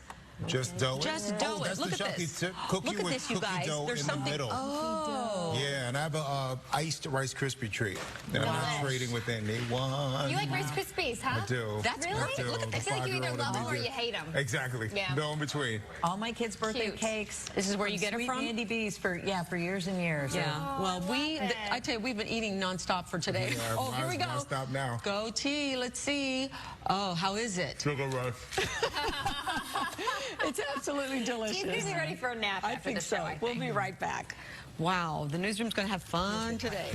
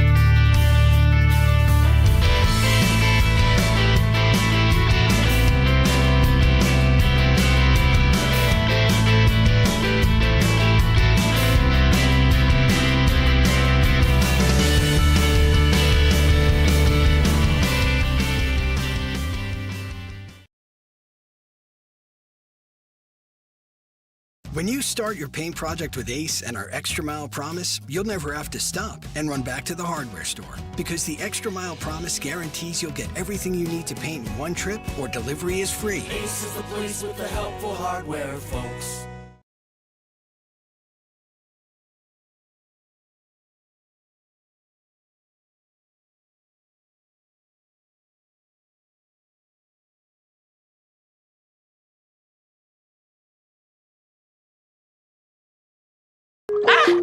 I just saw super low interest rates on Facebook. Maybe I can refinance my butter hot tub.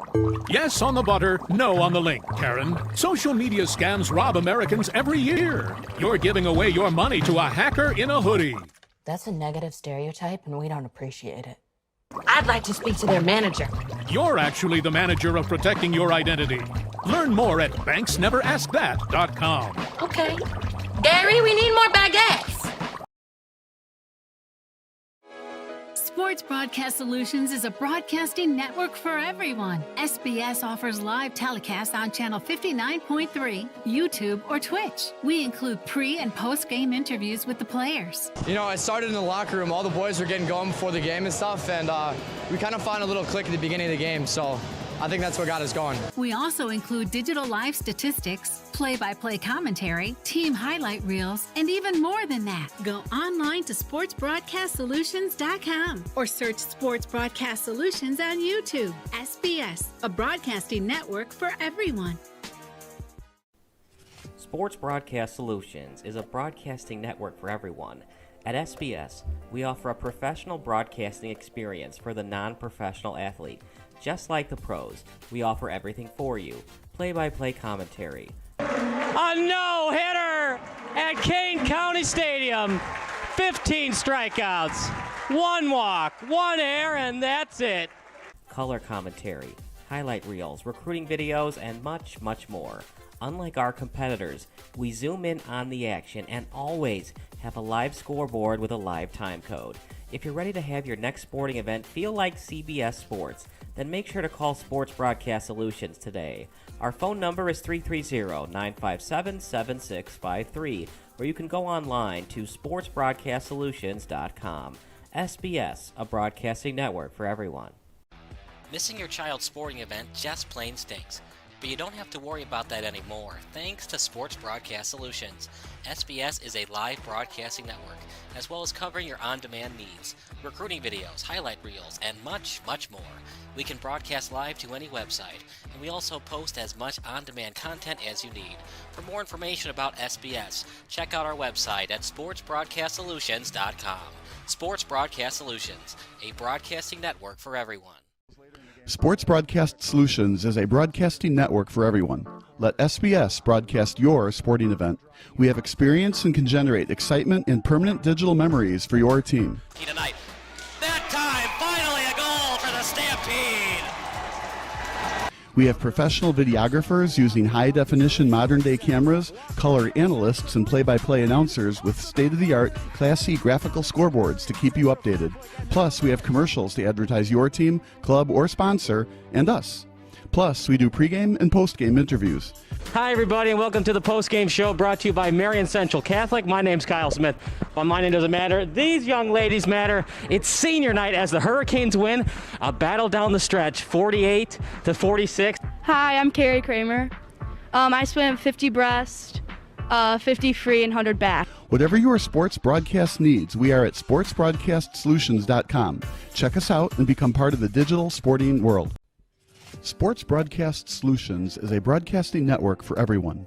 Instead of spending hundreds or thousands with all these college recruiting sites, let us put together your college highlight reel. For just a fraction of your potential college scholarship and significantly less than these recruiting services, we got this. In addition, we put together highlight reels for teams, including high school, your club team, or travel team. My teammate gave me a great pass, and I just took it. The other team slashed me, took the opportunity, saw where the goalie was weak, and I just shot it there. Solon, O'Connor, and Marsh back on defense. And Marsh gets a blowout. We got a breakaway at 2-0. A shot, and a goal! So 3-3. The power play was officially over. Whatever your sports broadcast needs, check us out at sportsbroadcastsolutions.com. Check us out and become part of the digital world. Sports Broadcast Solutions is a broadcasting network for everyone. For those of you who would like to broadcast or live stream your event, or maybe make a highlight tape, but would like a sponsor to fund the event, SBS has a myriad of ways to advertise your sponsor during our broadcasts. We have commercials. We have on-air reads by the announcers. Albatross Physical Therapy and Wellness specializes in pain-free. We have graphics, and we have watermarks. Finally, Sports Broadcast Solutions can create a commercial for you or your sponsor. Whatever your sports broadcast needs, we are at sportsbroadcastsolutions.com. Check us out and become part of the digital sporting world. Sports Broadcast Solutions is a broadcasting network for everyone. For those of you that just want raw footage of your sporting event, but no play-by-play or color commentary, you just need us to live stream video from the event over the internet. We will live stream your event on YouTube on our Sports Broadcast Solutions channel. In addition, We also have a dedicated channel on YouTube for live streaming at SBS Livestream. And if you need multiple channels, we can utilize Facebook Livestream and Instagram Live on our channel as well. Options include commercials from your sponsors, professional scoreboard graphics are still available, and of course, yes, pre- and post-game interviews are available as an option if you want. We've been working really hard this whole summer and stuff. Whatever your sports broadcast needs, we are at sportsbroadcastsolutions.com. Check us out and become part of the digital sporting world. Sports Broadcast Solutions is a broadcasting network for everyone. We broadcast sporting events for people of all ages, including adult leagues, high school leagues, and kids. Complete with professional-looking graphics, broadcasters, color analysis, and commercials. We do pre- and post-game interviews with the players. In addition, Sports Broadcast Solutions does highlight films, including college recruiting reels, highlight films you'd see on sports news programs, and just simply highlight films for fun. Sports Broadcast Solutions also provides raw footage and live streams if you'd like. Subscribe to us and listen to our professional talk videos about relevant topics in the pro and college ranks. Whatever your sports broadcast needs, contact us at sportsbroadcastsolutions.com and become part of the digital world. This is Sports Broadcast Solutions, a broadcasting network for everyone. Check us out at sportsbroadcastsolutions.com and become part of the digital sporting world.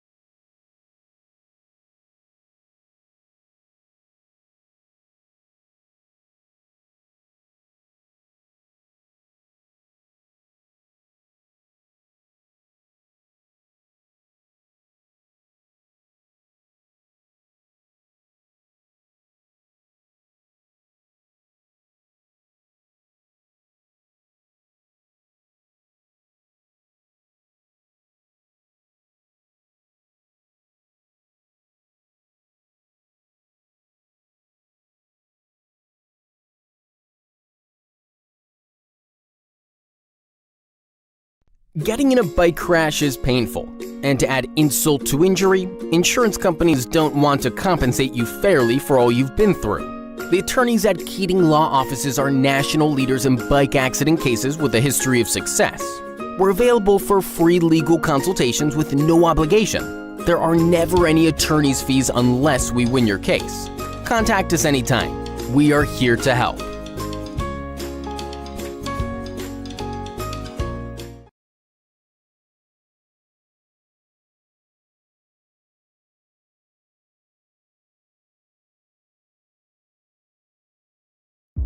Hi, I'm Sean Rugstad, Caldwell Banker Realty. I'm out of the Glenview, Illinois office. I left Caldwell Banker a time of transition, thinking that the grass was greener on the other side. I was gone for 2 years and I realized right away I had made a mistake. I love the culture of Caldwell Banker. It's built around the agents. That's something that I felt I was missing before. They promote success by everybody working together. Everybody can network. Everything about the company is the best.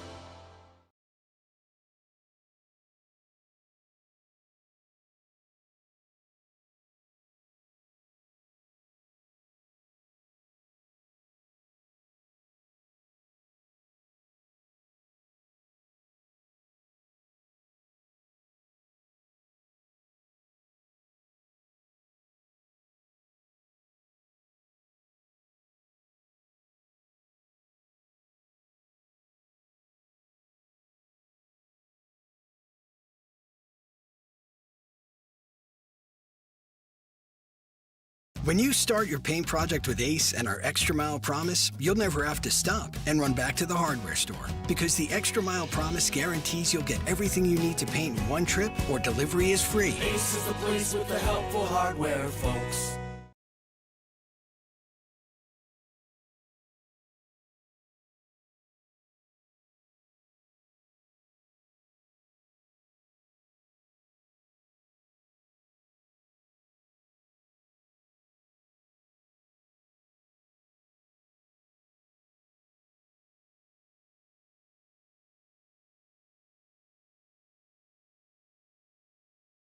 Getting in a bike crash is painful, and to add insult to injury, insurance companies don't want to compensate you fairly for all you've been through. The attorneys at Keating Law Offices are national leaders in bike accident cases with a history of success. We're available for free legal consultations with no obligation. There are never any attorney's fees unless we win your case. Contact us anytime. We are here to help.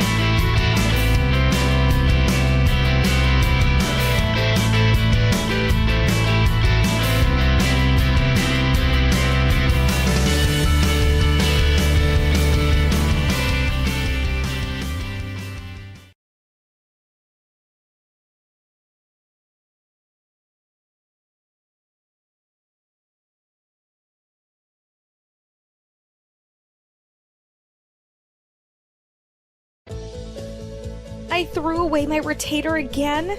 My parents are going to be so mad at me. Are you looking to replace your lost or broken retainer? Perhaps bank a free retainer for the future. Would you like to be part of something that guarantees you a new retainer and gives back to the community at the same time? If yes, then we have the perfect solution for you. Willow Lake Orthodontics is proud to offer their unique Retainers Make a Difference program. We offer our patients and families an opportunity to replace their retainers simply by putting in a little hard work and lending a helping hand at the local food pantry, the local farm, or a Glenview retirement community. Every patient that completes their volunteer hours earns a voucher for a free retainer. So instead of worrying about spending your savings for a new retainer, take advantage of this opportunity and call us now to get started. As both residents and business owners in Glenview, Willow Lake Orthodontics is excited that Remade is a win for our families and the community we live in.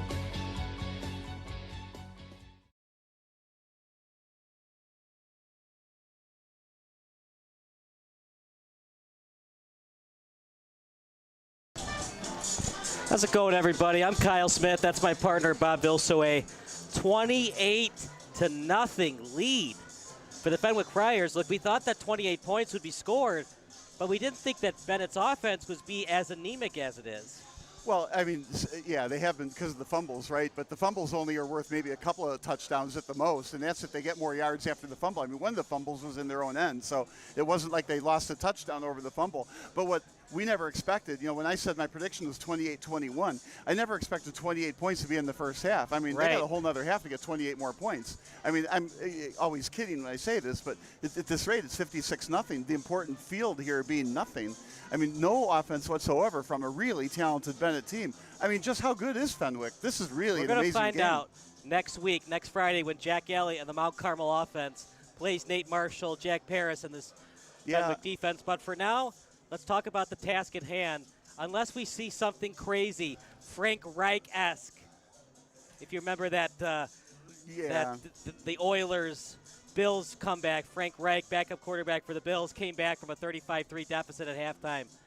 I don't see it, and the problem is you don't trust these wide receivers, not just to hold on to the ball, but they're dropping passes. Their best receiver, Luke Wilds, he's wide open over the middle, and he's dropping it. Well, we might be concluding the same thing, but for different reasons. I would never stop throwing it to my receivers because I'm afraid you have to, but at the same time, what do you tell your players, no matter what you do, even on the kickoff, the squib kick, that was a fumble as well. Yeah, well, I mean, obviously you want to tell your players to hold on to the ball, and maybe next week do some kind of a drill or two or whatever that reminds them that, you know, they got to hold on to the ball. I mean, but inherently they know this. But I wouldn't not throw it to my receivers because I'm afraid they're not going to catch it or because they're going to fumble it again. But I would go to this extent.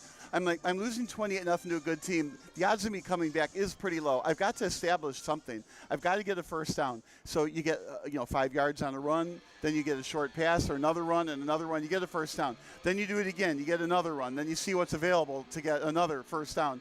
You got to move the chains. No matter how long it takes, you got to move the chains and score at least one touchdown. Now it's 28-7. Worry about getting the ball back again, and then worry about taking chunk yardage to get another touchdown. It's the only way to get back in this game or to learn how to win against a different team that you're going to play the following week. So to me, the adjustments that need to be made, I think you need to gain the yards on the ground. Wow, the kickoff is happening quick here. Yeah. So it's going to be kicked off by Michael Conway. They have 2 kickers on this roster, and we have not seen either of them on the punts. We've seen Nicholas Durbus.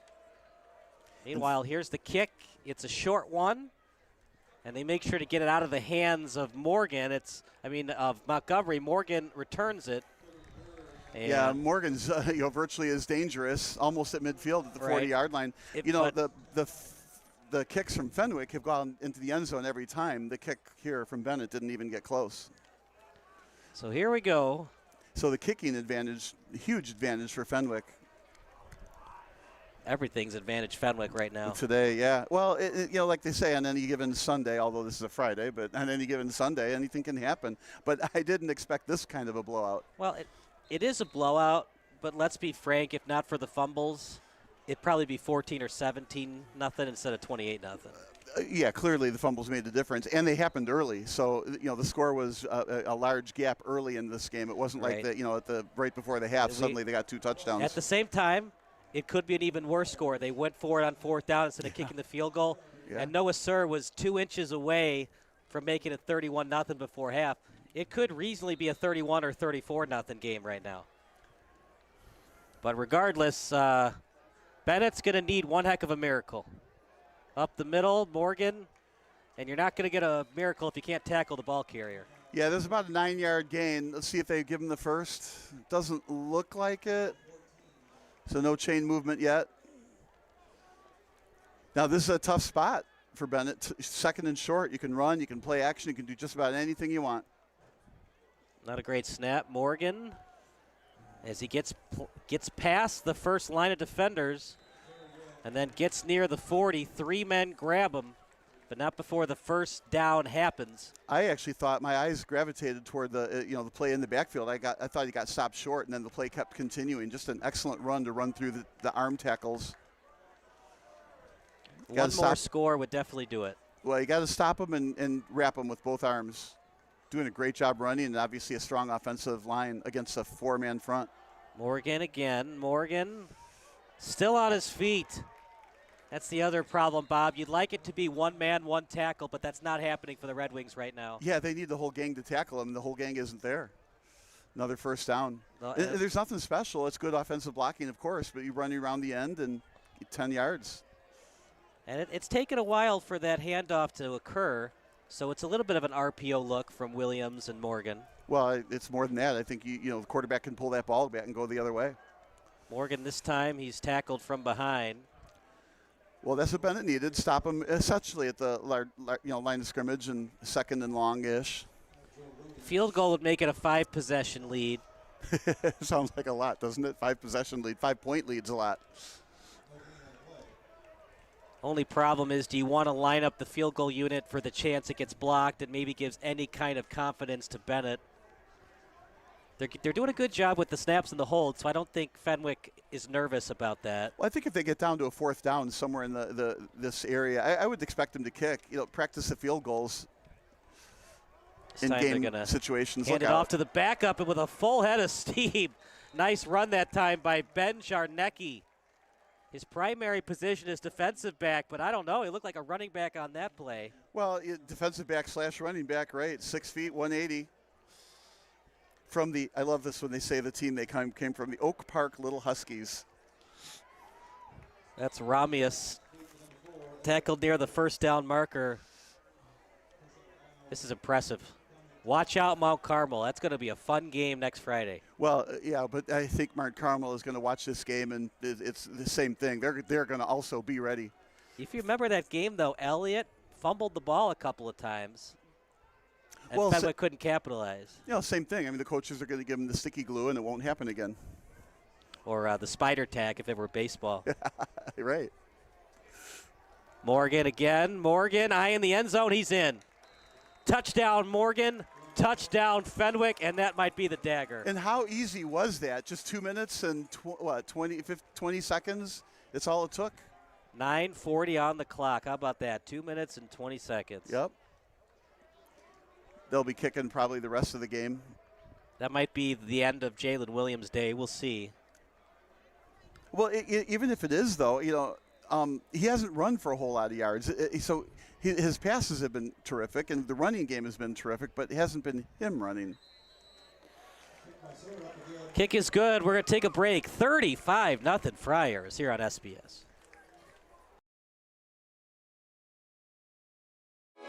Sports Broadcast Solutions is a broadcasting network for everyone. SBS offers live telecasts on Channel 59.3, YouTube, or Twitch. We include pre- and post-game interviews with the players. I started in the locker room. All the boys were getting going before the game and stuff, and we kind of found a little click at the beginning of the game, so I think that's what got us going. We also include digital live statistics, play-by-play commentary, team highlight reels, and even more than that. Go online to sportsbroadcastsolutions.com or search Sports Broadcast Solutions on YouTube.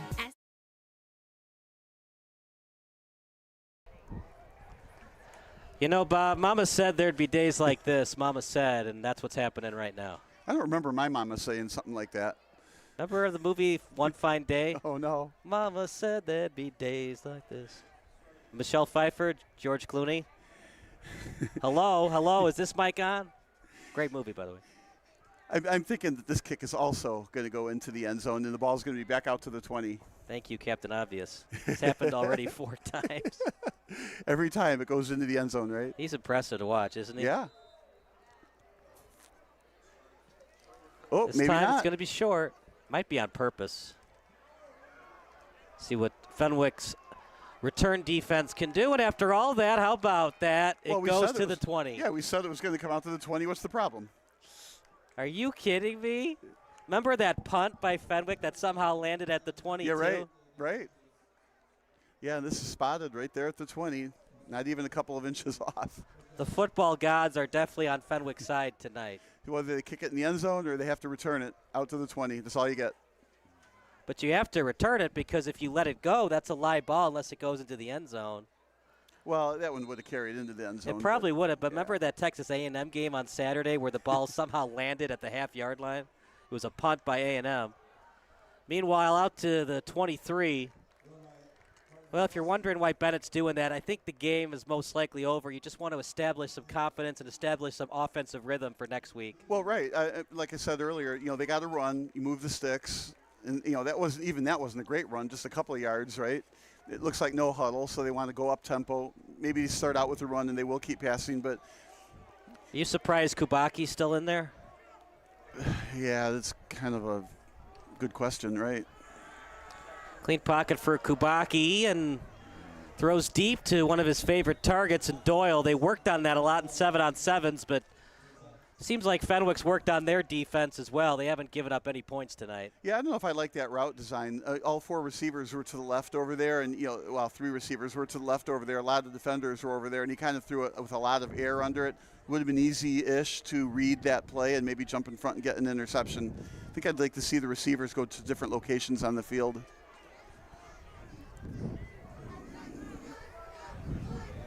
Fenwick rushing 4. So Kubaki over and passes it to Luke Doyle. At one point in the game, the stats were not that different from each other. For passing yards for Fenwick, 176 to 114.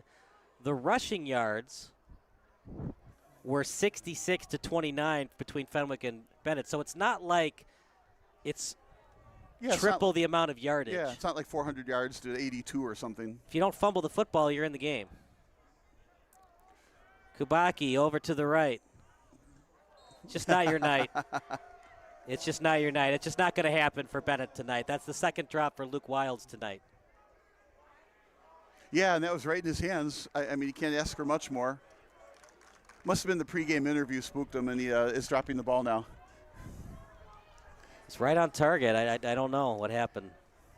Maybe he's scared to get tackled. I mean, he had Heinrichs right on his back. Well, I mean, it happens. I mean, we all catch footballs when you're young, and sometimes you just drop them for no good reason. Seems like Des White dropped him more than he caught him. Clean pocket for Kubacki. Downfield. And that's going to be incomplete. Thies was on the coverage.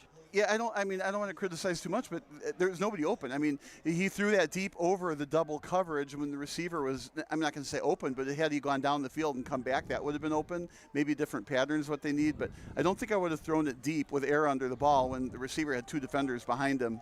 So that's going to make it 3rd and 10. Yeah, I think you got to throw it underneath and run for the yardage. And also, it was off his back foot. That's kind of scary when the score is 0-0 in your next game. You want to be a little. Well, just certainly not on your back foot. Well, I guess when you're down 35-0, you can try new things. Like throwing off the back foot. This time a comeback route for Wilds. Got to the sticks, came back, first down. Nice Such is the play. life of a football player. You drop the easy ones, but then the hard plays you make look easy. Well, I don't know if that was that hard, but yeah, I mean, good play, move the sticks. That's what they need to do. And you know what? They have had the ball now for a couple of first downs, which we were talking about that. You just got to forget the score, move the chains, and practice for your next opponent. I mean, you're still going to be 5-2. Right, you're still in the postseason regardless. And they are a good team. He just would like to see better effort at home. Here comes the pressure. Marshall with the sack. The exclamation point on a dominating game by Fenwick tonight. Went right through Rogowski, who was staying in the block. Rogowski had to stop Marshall. That's a load, but Marshall ran right over him and got the quarterback. Rogowski's getting look from Division I schools, but they're not Auburn, and that's where Marshall's going to be playing his college football next fall.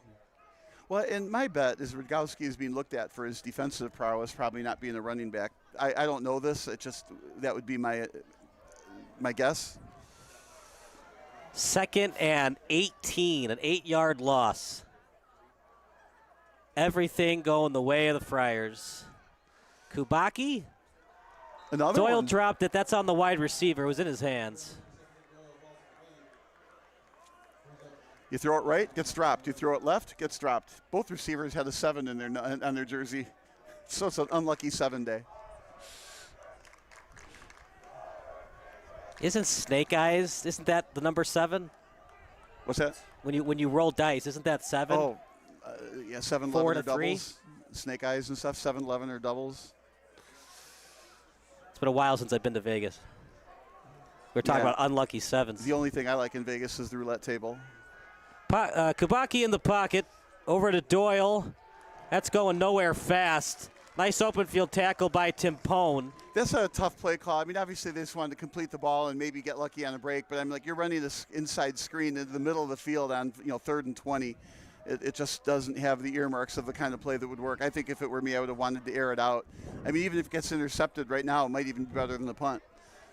Yeah, the punting game has been suspect at best. Just surprising, he's not listed as a kicker. That's not a great snap. That was just an emergency punt. Just had to get it off.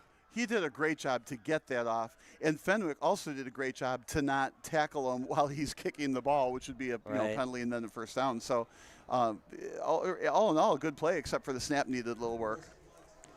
Well, you're up 35-0 if you're Fenwick. Do you want to use different running backs and give much needed rest? That's a good question. If you're Fenwick, what are you trying to accomplish now? You've got a good team. You've got them shut out 35-0. Do you want to look at underclassmen? Do you want to look at your backup team? Do you want to keep your starters in to continue to gain experience against a good defense so you're better the following week? Are you worried about an injury? I mean, there's a lot of things that go through your mind as a coach in this kind of a game.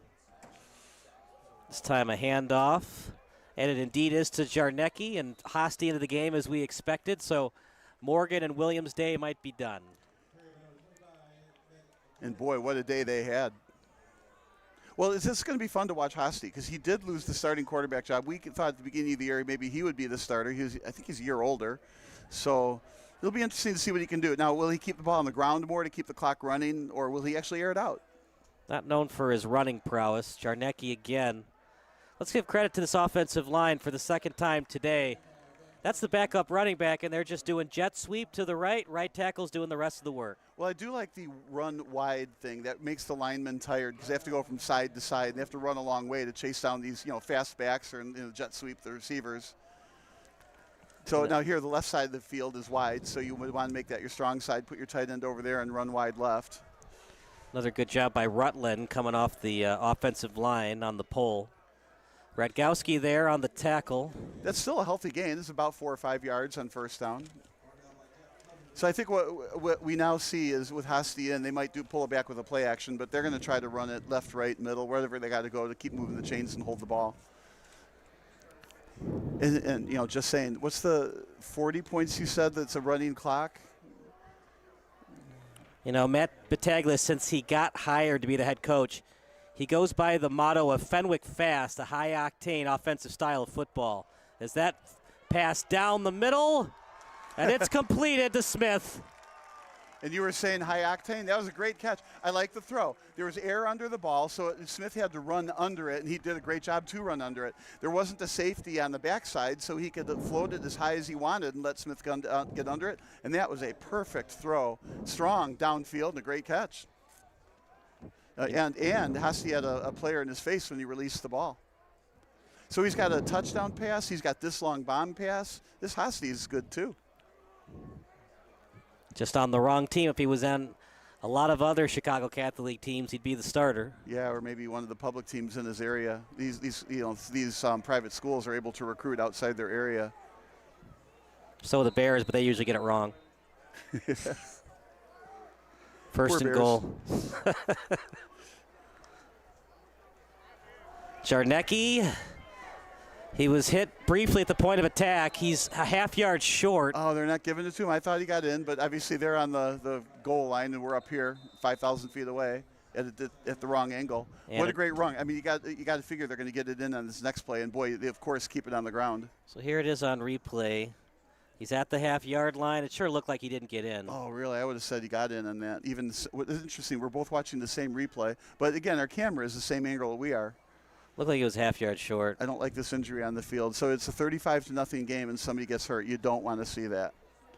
That's why, when the game gets out of hand, look, you have to play somebody, right? Yes. But when the result is definitely going to be a win for one side, a loss for the other, when you put in more reserves than starters, when an injury happens, nobody wants an injury to happen, but at least it was to your reserve and not one of your starters. Well, maybe. I mean, I don't know who got hurt. Is Benet to their reserves at this point? So slow to get up. And it looked like it's 99 for the Red Wings, as that would be Liam Rooney. He's a senior defensive lineman. He's a big boy, Bob, 6'4", 245. I wonder if he's on their basketball team. Probably not the point guard. Nowadays? Yeah, Magic Johnson was 6'9". Second and goal at the 1. I think it's going to be Jarnecki. We'll see, though. 1 inch line. Jarnecki scores. Boy, he danced in. I was a little put off. He was like dancing left, dancing right, following the blocks. He got in virtually untouched. I was like, no, I think you got to run north and south real quick. Take the ball and just run forward, follow a guard into the end zone. But he did a great job of the offensive line with blocking that allowed him to have a lot of space to go in slow. I've always, when I look at this formation on these extra kicks, I'm like, would they ever actually hike it when they're over there? Snap is good, hold is there, and the kick by Noah Sir right down the middle. 42-0, we'll take a break. You're watching SBS, a broadcasting network for everyone.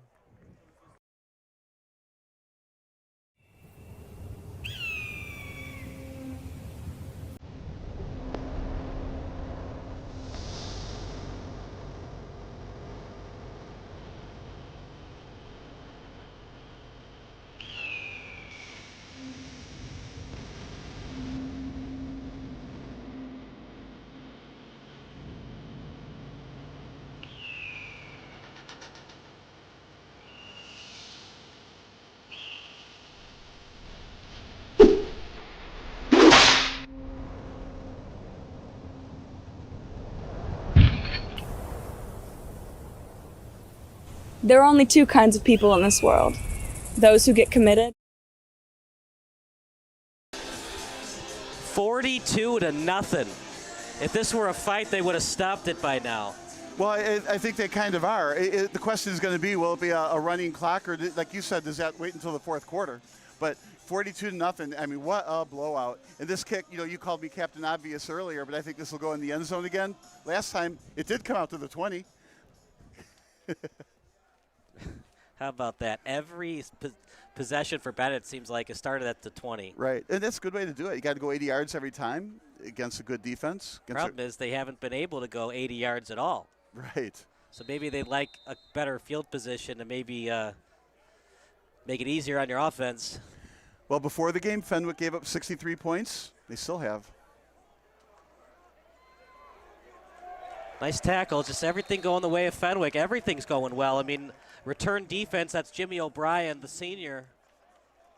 See who they put in at quarterback. I would assume Kubaki's day is done, but we'll see. Well, and now it's the 13-yard line. Talk about they're not even at the 20. I'm shocked by this. Look, I know you want to put points on the board to have some confidence for next week. It just takes one injury to Kubaki, and your season could be over. Yeah, it's a tough call. You know you're not going to win this game, but you do at the same time want to continue to learn how to execute. In this case, later in the season, you need to beat a good team, and this is a good team to practice against. So this is a good way to find out what works and what doesn't. That time it was a running play to John Erickson. As they used him earlier in the game, they haven't been able to use him as much because they've been down by so many points. Well, again, no huddle. Just dead silent at Benedictine Stadium. Yeah, not too many fans are cheering loudly, that's for sure. You know what? I love the fan support, though. They haven't gone home early. Run play up the A-gap. My goodness. Stuffed. And was that Marshall? It was 32. It was not Marshall. Everybody's contributing. You know, we talked a lot about Nate Marshall for good reason, but everybody's contributing. It was Aiden Burns. 3rd and 7. Yeah, so they got one play to get a first down here, and if they don't get it, they're going to have to punt it away yet again. At this point, maybe you just go for it. I mean, you can't stop them on defense. Yeah, then you're down 49-0 too quick. Rolls outside the pocket. Completed to Doyle. Look, this happens in football, Bob. At one point in NFL history, the Bears won an NFL championship game 73-0. Do you remember the final score for Dan Marino's last game? Oh, I have no idea. They lost a playoff game, believe it or not, to the Jacksonville Jaguars 62-7.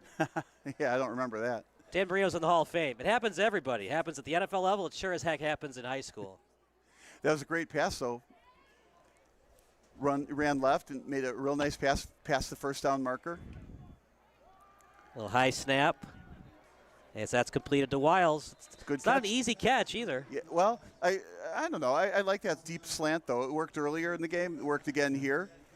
The fake to the running back causes the linebackers to stay nearer to the line, causing the gap behind the linebackers in front of the safety. It's a nice drawn-out play. Wiles usually sure-handed. These type of 42-0 beatings are going to happen to you in life. John Elway once lost a Super Bowl 55-10. At least he was in the Super Bowl. That's right. Pump fake. Out of bounds he goes. Trying to think of a great quarterback that never played in a Super Bowl. Dan Fouts. Yeah, he was a great quarterback. Then there are quarterbacks that weren't so good that played in a couple. That's all a relative term, though. If you're an NFL quarterback, you're good. Right. But are you good in the NFL? That's why I say it's a relative term.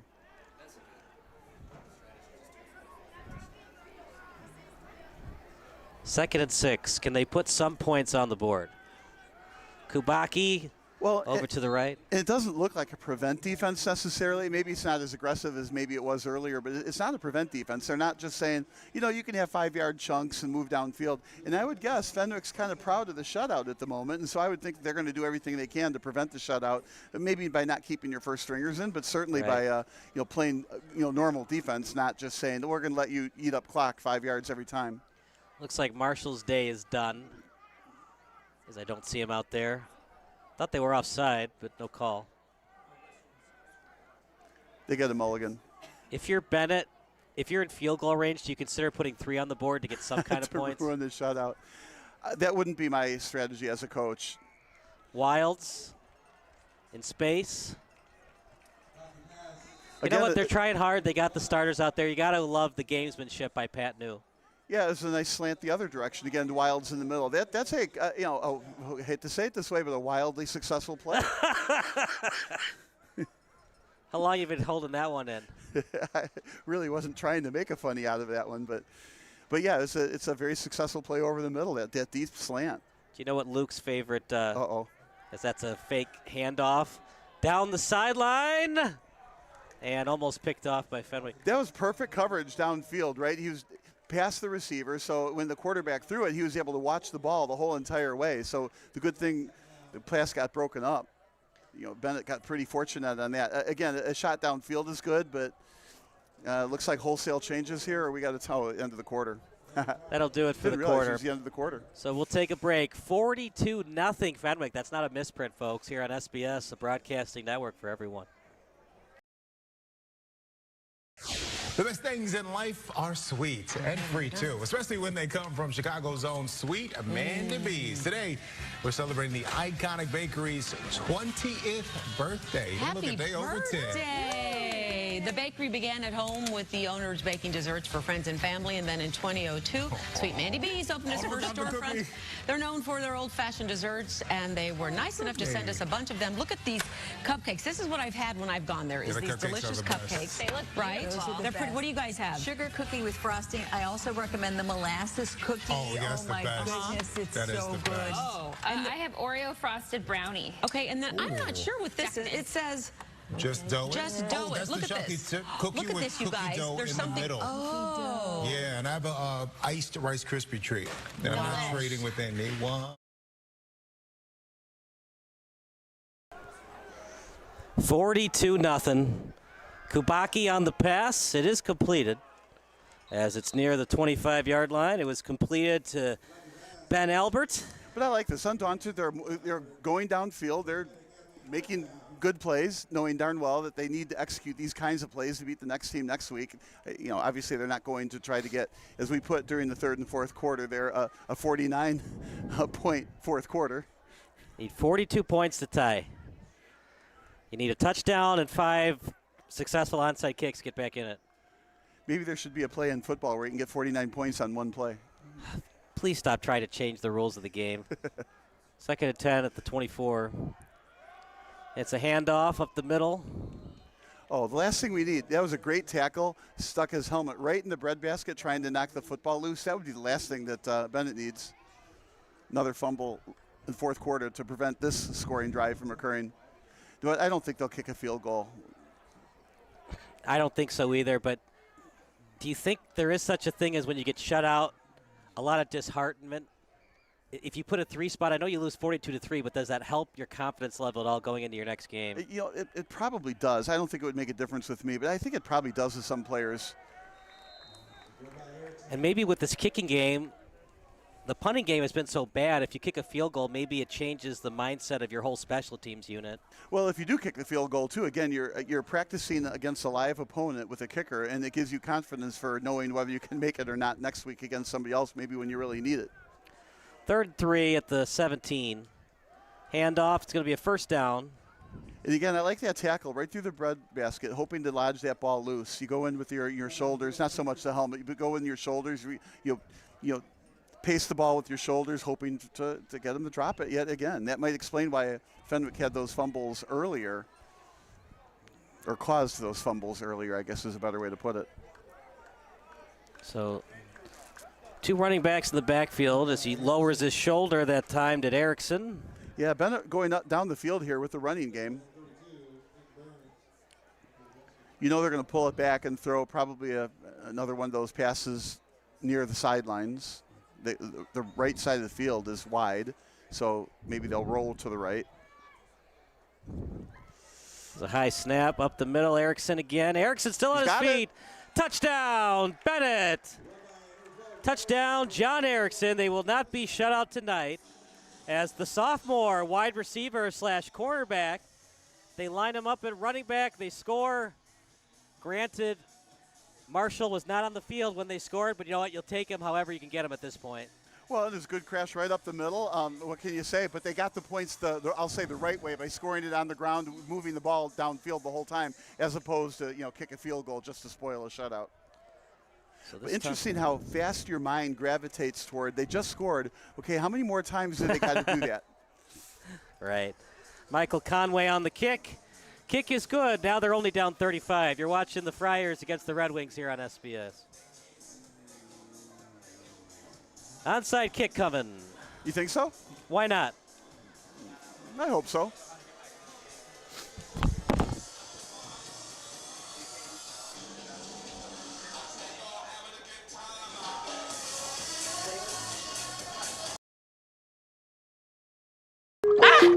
I just saw super low interest rates on Facebook. Maybe I can refinance my butter hot tub.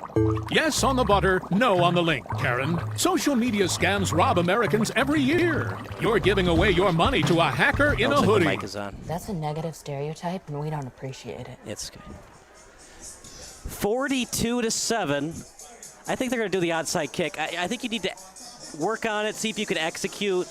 Look, you're not going to win the football game, but why not? You kick it back to Fenwick. You lose anyways. You do the onside kick. Maybe you score early. You do another one, and things get a little bit interesting. Well, I agree with you. I think it's not so much because you think you can win the game. 35 points, unless there's a 35-point play you can come up with. But, again, you got to practice. Somewhere in the year, you might be down by 3 points or 4 points or something like this late in the game where you need the ball back. So, this is a great opportunity to try it. So there's only 5 players up on Fenwick's side of the ball. I think if I were them, I would be expecting it more than it looks like they are expecting it. No, but they're kids. They're not professional athletes. Well, the coach should be saying, put another guy or two up there, I would think. Let's see what they do. I'm surprised. Well? Goes out of bounds, so the ball goes to the 35-yard line. Yeah, if it took a little different hop, that was very recoverable, but it did have a spin to it like a tornado and went out of bounds at the 30-something. Fenwick played it pretty well. I think if Benet had gotten close to the ball, the closest Fenwick player would have just knocked it out of bounds. If they get to it first, for sure. Right. So he was reading it. You see how they were, and then nice play to come up and get it by Brady Levin. So Levin was either going to touch it or just knock it out if Benet got close to the ball. So it was sort of a halfway attempt at an onside kick. It was over the first 5 players in the front and in front of the back 6 players, and obviously they're hoping for a good bounce and they could recover it. But no dice. So 65 yards away from another score. And I think if you're Fenwick, I'm thinking you'll keep this ball on the ground. Yep, just get out of here with a win. No, look at me. Pass. My predictions have not been good tonight. 5-yard gain. Surprised by that. You know that Hosty can pass. He threw a touchdown pass earlier in the game. Well, and Fenwick could say, okay, we want to exercise Hosty. It's not our fault we're up by like 42-7. Right. We want to see if our other quarterback, how good he can be against a quality defense. I definitely think they will use him, especially next week. We talked about lining up Jamin Williams as a wide receiver, Hosty as a quarterback. They're going to try to run some plays to catch Mount Carmel off guard. Hosty still with it. As he runs into danger, he'd like to maybe see a quarterback slide there, but instead he goes into contact. Well, he got the first down on the play. They're going to give him the first? That's a really friendly spot for the Friars. Not that it matters, but... Well, first down. No, it's a good 5 or 6 yard gain. I thought he was short by a yard. You watch it on replay, and it looked like he was a yard short. Oh, well. If you're Benet, not that you want to think this way, but the more first downs that Fenwick scores, the quicker we're out of our misery. Oh, no. I mean, it's a miserable game for Benet today. They fumbled the football. They just didn't play their game. Well, it's still an opportunity to run plays and put players on the field and to improve and see what it's like. And if that was an RPO, Frank, wrong read from him. Just excellent defense, right? He's not very mobile, but everybody was attacking to the right if he had just faked the handoff. Sometimes quarterbacks can run. We've seen Jared Goff and Tom Brady run for touchdowns. Yeah, but now you're talking about pros. Yeah, but Frankie Hosty, not known for the legs. Well, he got a first down on the play before it. Anyway, 2nd and long, 2nd and 15. So they're going to place looking the at ball. the sideline for the play call. Under 7 to go. And now we're seeing a new tailback in 42. He's not even on the roster. He's an add-on from the sophomore team. Hosty delivers a pass and was almost caught. It was a beautiful throw by Hosty as he was trying to get it to Montgomery. He took a shot, Bob, and it was almost completed. It was a huge shot, and there's AstroTurf on the ground. That hurt, right? But then the throw, it went right through his hands. Right through his hands. You could not throw that ball any better. Well, maybe not through his hands. Maybe it was 6 inches out in front of his hands. Perfectly Montgomery thrown. got to keep running the route, and if you keep running the route, it's caught.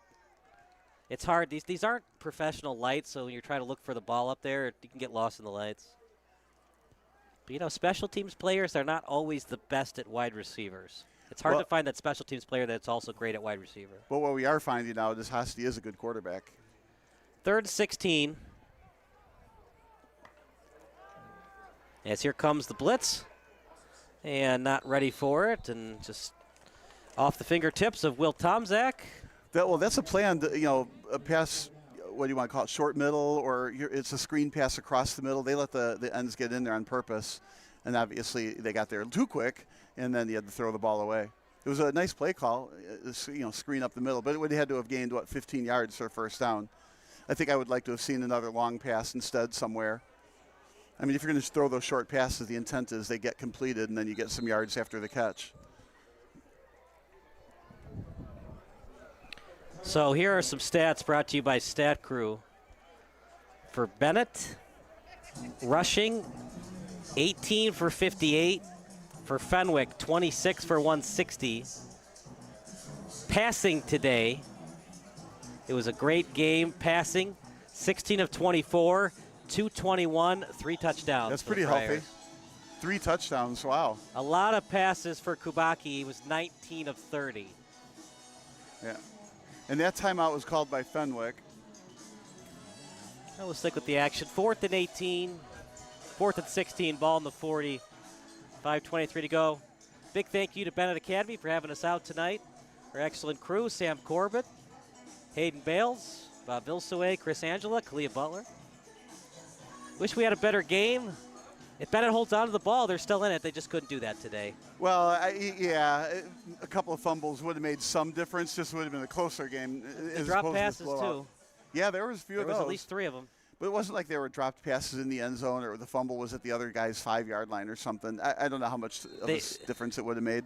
That scoop by Josh Morgan, he almost scored on it. It seemed to be an earth-shattering play against the Red Wings.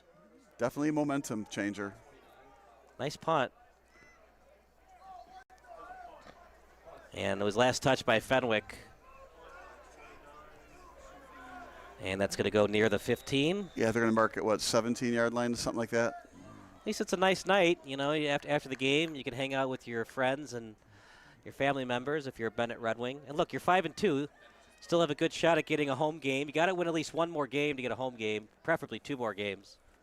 Yeah, this Benet team know how to tailgate. I mean, in the parking lot over there, they've got real tents with real food and, all kinds of grills out there. Of course, they've got concessions downstairs. It's really an event here. They do a great job putting on home events here at Benedictine University. So it's a new quarterback for the Red Wings.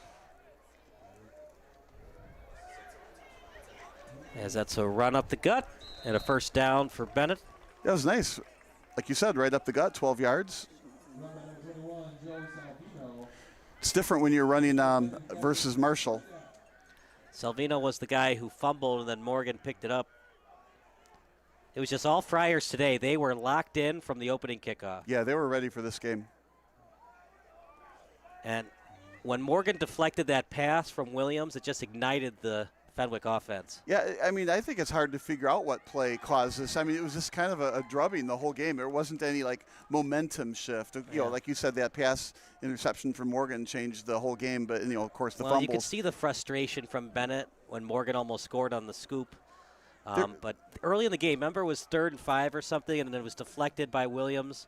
And then they scored right away. The pass to Bajorson. 2 plays after that. They went for 2 on the Wildcat. Nobody was expecting it, including myself.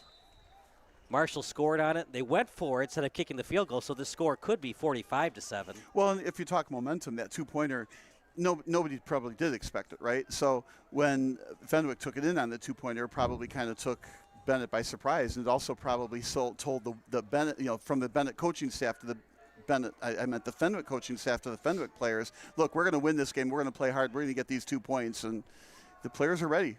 And look, they didn't score 6 touchdowns today. Noah Sir contributed with those 2 field goals, and he almost made another one right before halftime. So everybody's feeling good if you're on the Fenwick sideline. And you're right. Everybody's looking at the score in the newspaper, and, they scored 6 touchdowns. But they didn't. They went for 2, a couple of field goals. It was 28-0 at halftime, and then Fenwick, they decided to get rid of Jamin Williams and Jalen Morgan. They still scored without him. Well, it looks like they're going to keep these on the ground, finish out the last 2 minutes of the game, and then go call it a night. Still a good Benet team. This changes nothing, but got to find a way to hold on to the ball. Not just holding on to the ball, but executing on third down. That was a problem for them tonight. Got to find a way to pump fake, to hold Marshall and these defensive ends down, because Marshall was able to read Kubaki most of the night. As a handoff. Well, I think his style of reading the quarterback is go right through the offensive lineman who's trying to block him. But there were plays where he would fake the rush. Kubaki thought he had time, and then Marshall put up his big fat paws up in the air and knocked that pass down. He's an excellent player. I'm looking forward to watching him at Auburn. I don't know if he'll play next year. He might redshirt, but it's going to be fun to watch in Auburn. Yeah, we'll be able to say, hey, we knew him then.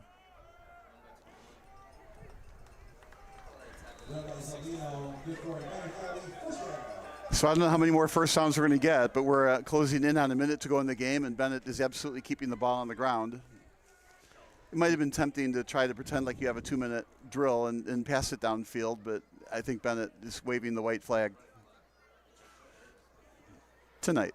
So when the game ends, we'll take a break, look at the final stats, and then the post-game interview brought to you by Sports Broadcast Solutions.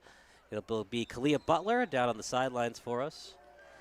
So let's see if they move the chains on that. Looked like he was a little short, but that might be the last play of the game. Yeah, another chains move, and probably one more play, and that'll be it. You could throw a Hail Mary here if you want. Nah, I don't think that'll happen. Bennett's too polite. Oh, no, 12 men on the field. I like it. Fenwick, they know they're going to win the game, but look, we can't allow this to happen. We're not going to give them 5 yards. We're going to call a timeout to make sure we substitute correctly. Well, I'd like to know what really happened there. I mean, there's no reason to make that substitution, so are they giving somebody a chance to play one last play? I mean, I don't know, but that was too obvious. I don't think I've ever seen a substitution quite like that. The nose tackle comes out right about when the ball is going to get hiked. 12 men on the field. The ref caught it. Benet, they won the timeout battle. Fenwick called 2 timeouts. Benet didn't have to call any. Yeah, and there was no shutout tonight, too. I don't think Fenwick scored in the fourth quarter, so Benet won the fourth quarter. 7-0. They're on a roll. If they just started with the fourth quarter first, they could have won this game 28-0. They play backwards football. Right. I don't even know this song. Do you know this song? Oh, yeah. Oh, now it started to come busy. Handoff up the middle, and that'll do it. The PA guy was having trouble getting rid of the music. Just a tough day at Benedictine. Yeah, that adds the copyright notices to the online broadcasts. Hey, they're still going. See if they try this. One more play. No, it won't be another Hail Mary. The end zone. They'll run it. And that'll do it for the game.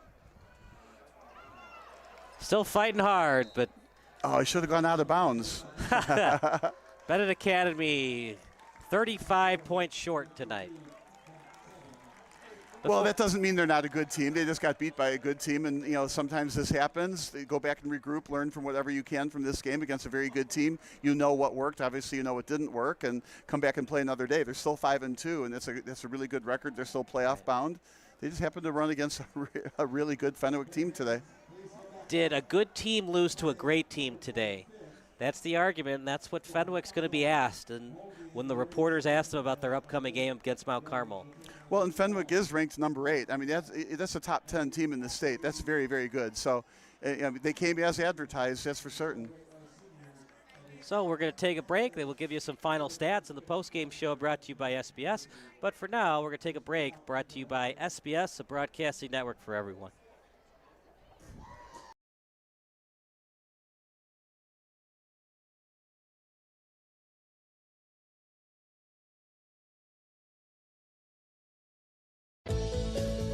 I threw away my retainer again? My parents are going to be so mad at me. Are you looking to replace your lost or broken retainer? Perhaps bank a free retainer for the future. Would you like to be part of something that guarantees you a new retainer and gives back to the community at the same time? If yes, then we have the perfect solution for you. Willow Lake Orthodontics is proud to offer their unique Retainers Make a Difference program. We offer our patients and families an opportunity to replace their retainers simply by putting in a little hard work and lending a helping hand at the local food pantry, the local farm, or a Glenview retirement community. Every patient that completes their volunteer hours earns a voucher for a free retainer. So instead of worrying about spending your savings for a new retainer, take advantage of this opportunity and call us now to get started. As both residents and business owners in Glenview, Willow Lake Orthodontics is excited that Remade is a win for our families and the community we live in.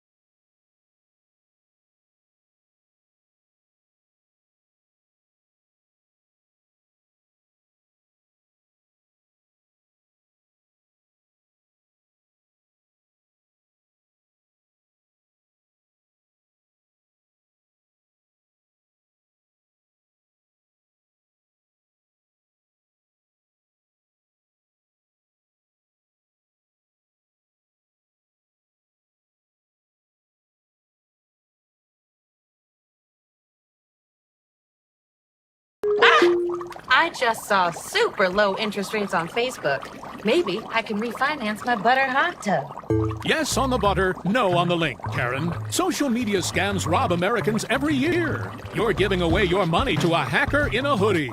That's a negative stereotype, and we don't appreciate it. I'd like to speak to their manager. You're actually the manager of protecting your identity. Learn more at banksneveraskthat.com. Okay. Gary, we need more baguettes.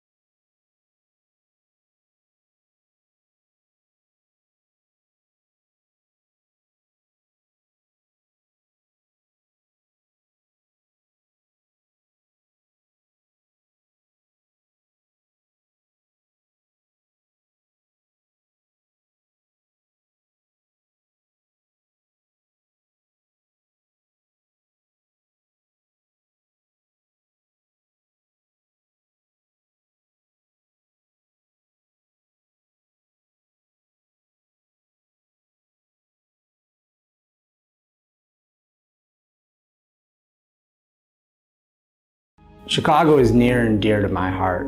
Chicago is a part of the very fabric of who I am as a person. Part of my commitment to my clients is my commitment to the regular, everyday working people that make Chicago. These are the people I'm committed to helping. This is what excites me. This is what motivates me. This is what makes me proud to be a Chicagoan.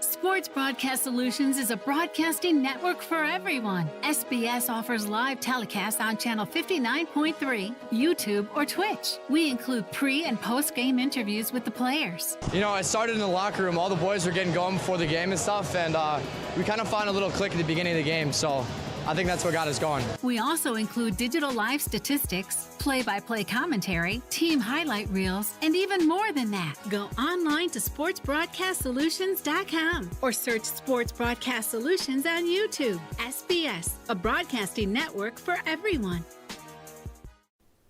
Sports Broadcast Solutions is a broadcasting network for everyone. At SBS, we offer a professional broadcasting experience for the non-professional athlete. Just like the pros, we offer everything for you. Play-by-play commentary. A no-hitter at Kane County Stadium. 15 strikeouts, 1 walk, 1 error, and that's it. Color commentary, highlight reels, recruiting videos, and much, much more. Unlike our competitors, we zoom in on the action and always have a live scoreboard with a live time code. If you're ready to have your next sporting event feel like CBS Sports, then make sure to call Sports Broadcast Solutions today. Our phone number is 330-957-7653, or you can go online to sportsbroadcastsolutions.com. SBS, a broadcasting network for everyone.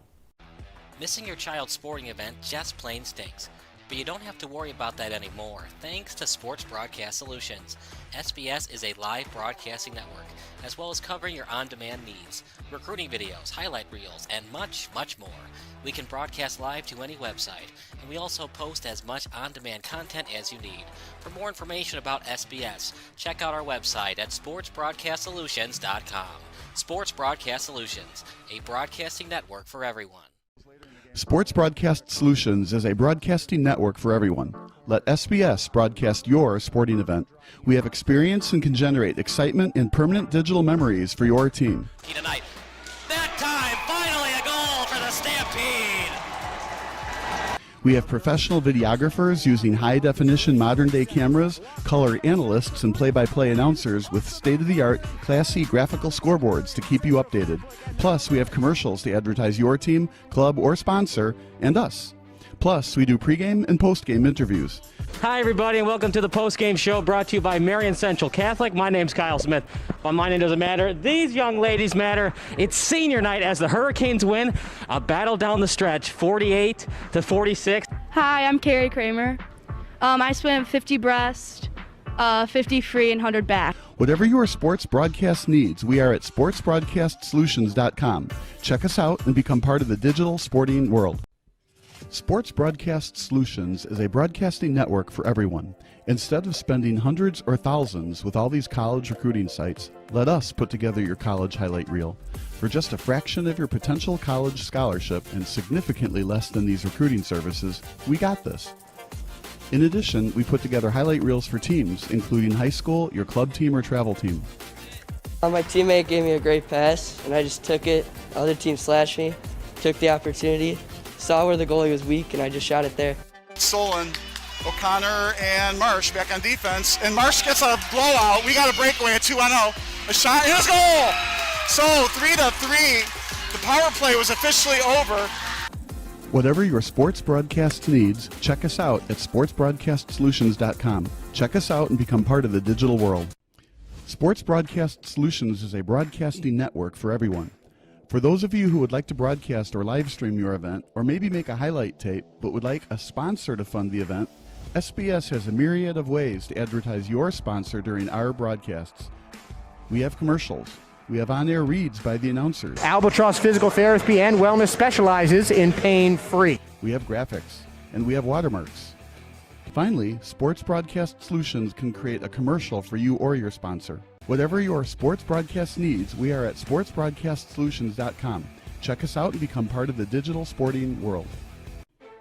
Sports Broadcast Solutions is a broadcasting network for everyone. For those of you that just want raw footage of your sporting event, but no play-by-play or color commentary, you just need us to live stream video from the event over the internet. We will live stream your event on YouTube on our Sports Broadcast Solutions channel. In addition, we also have a dedicated channel on YouTube for live streaming at SBS Livestream. And if you need multiple channels, we can utilize Facebook Livestream and Instagram Live on our channel as well.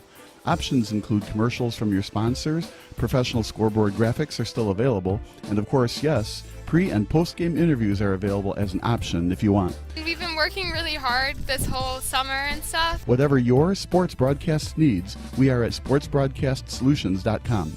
Check us out and become part of the digital sporting world. Sports Broadcast Solutions is a broadcasting network for everyone. We broadcast sporting events for people of all ages, including adult leagues, high school leagues, and kids.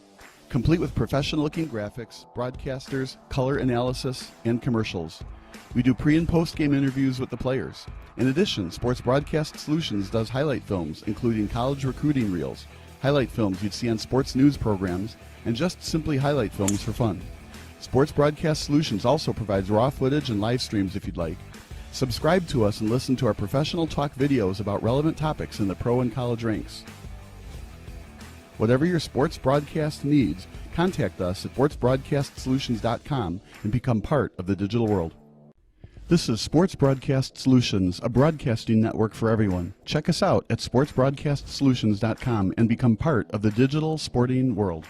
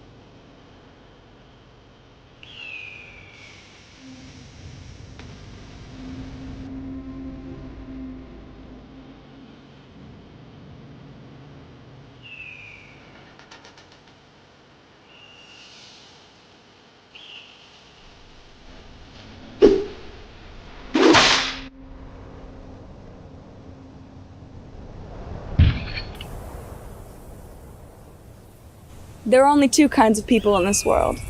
Those who get committed and those who don't.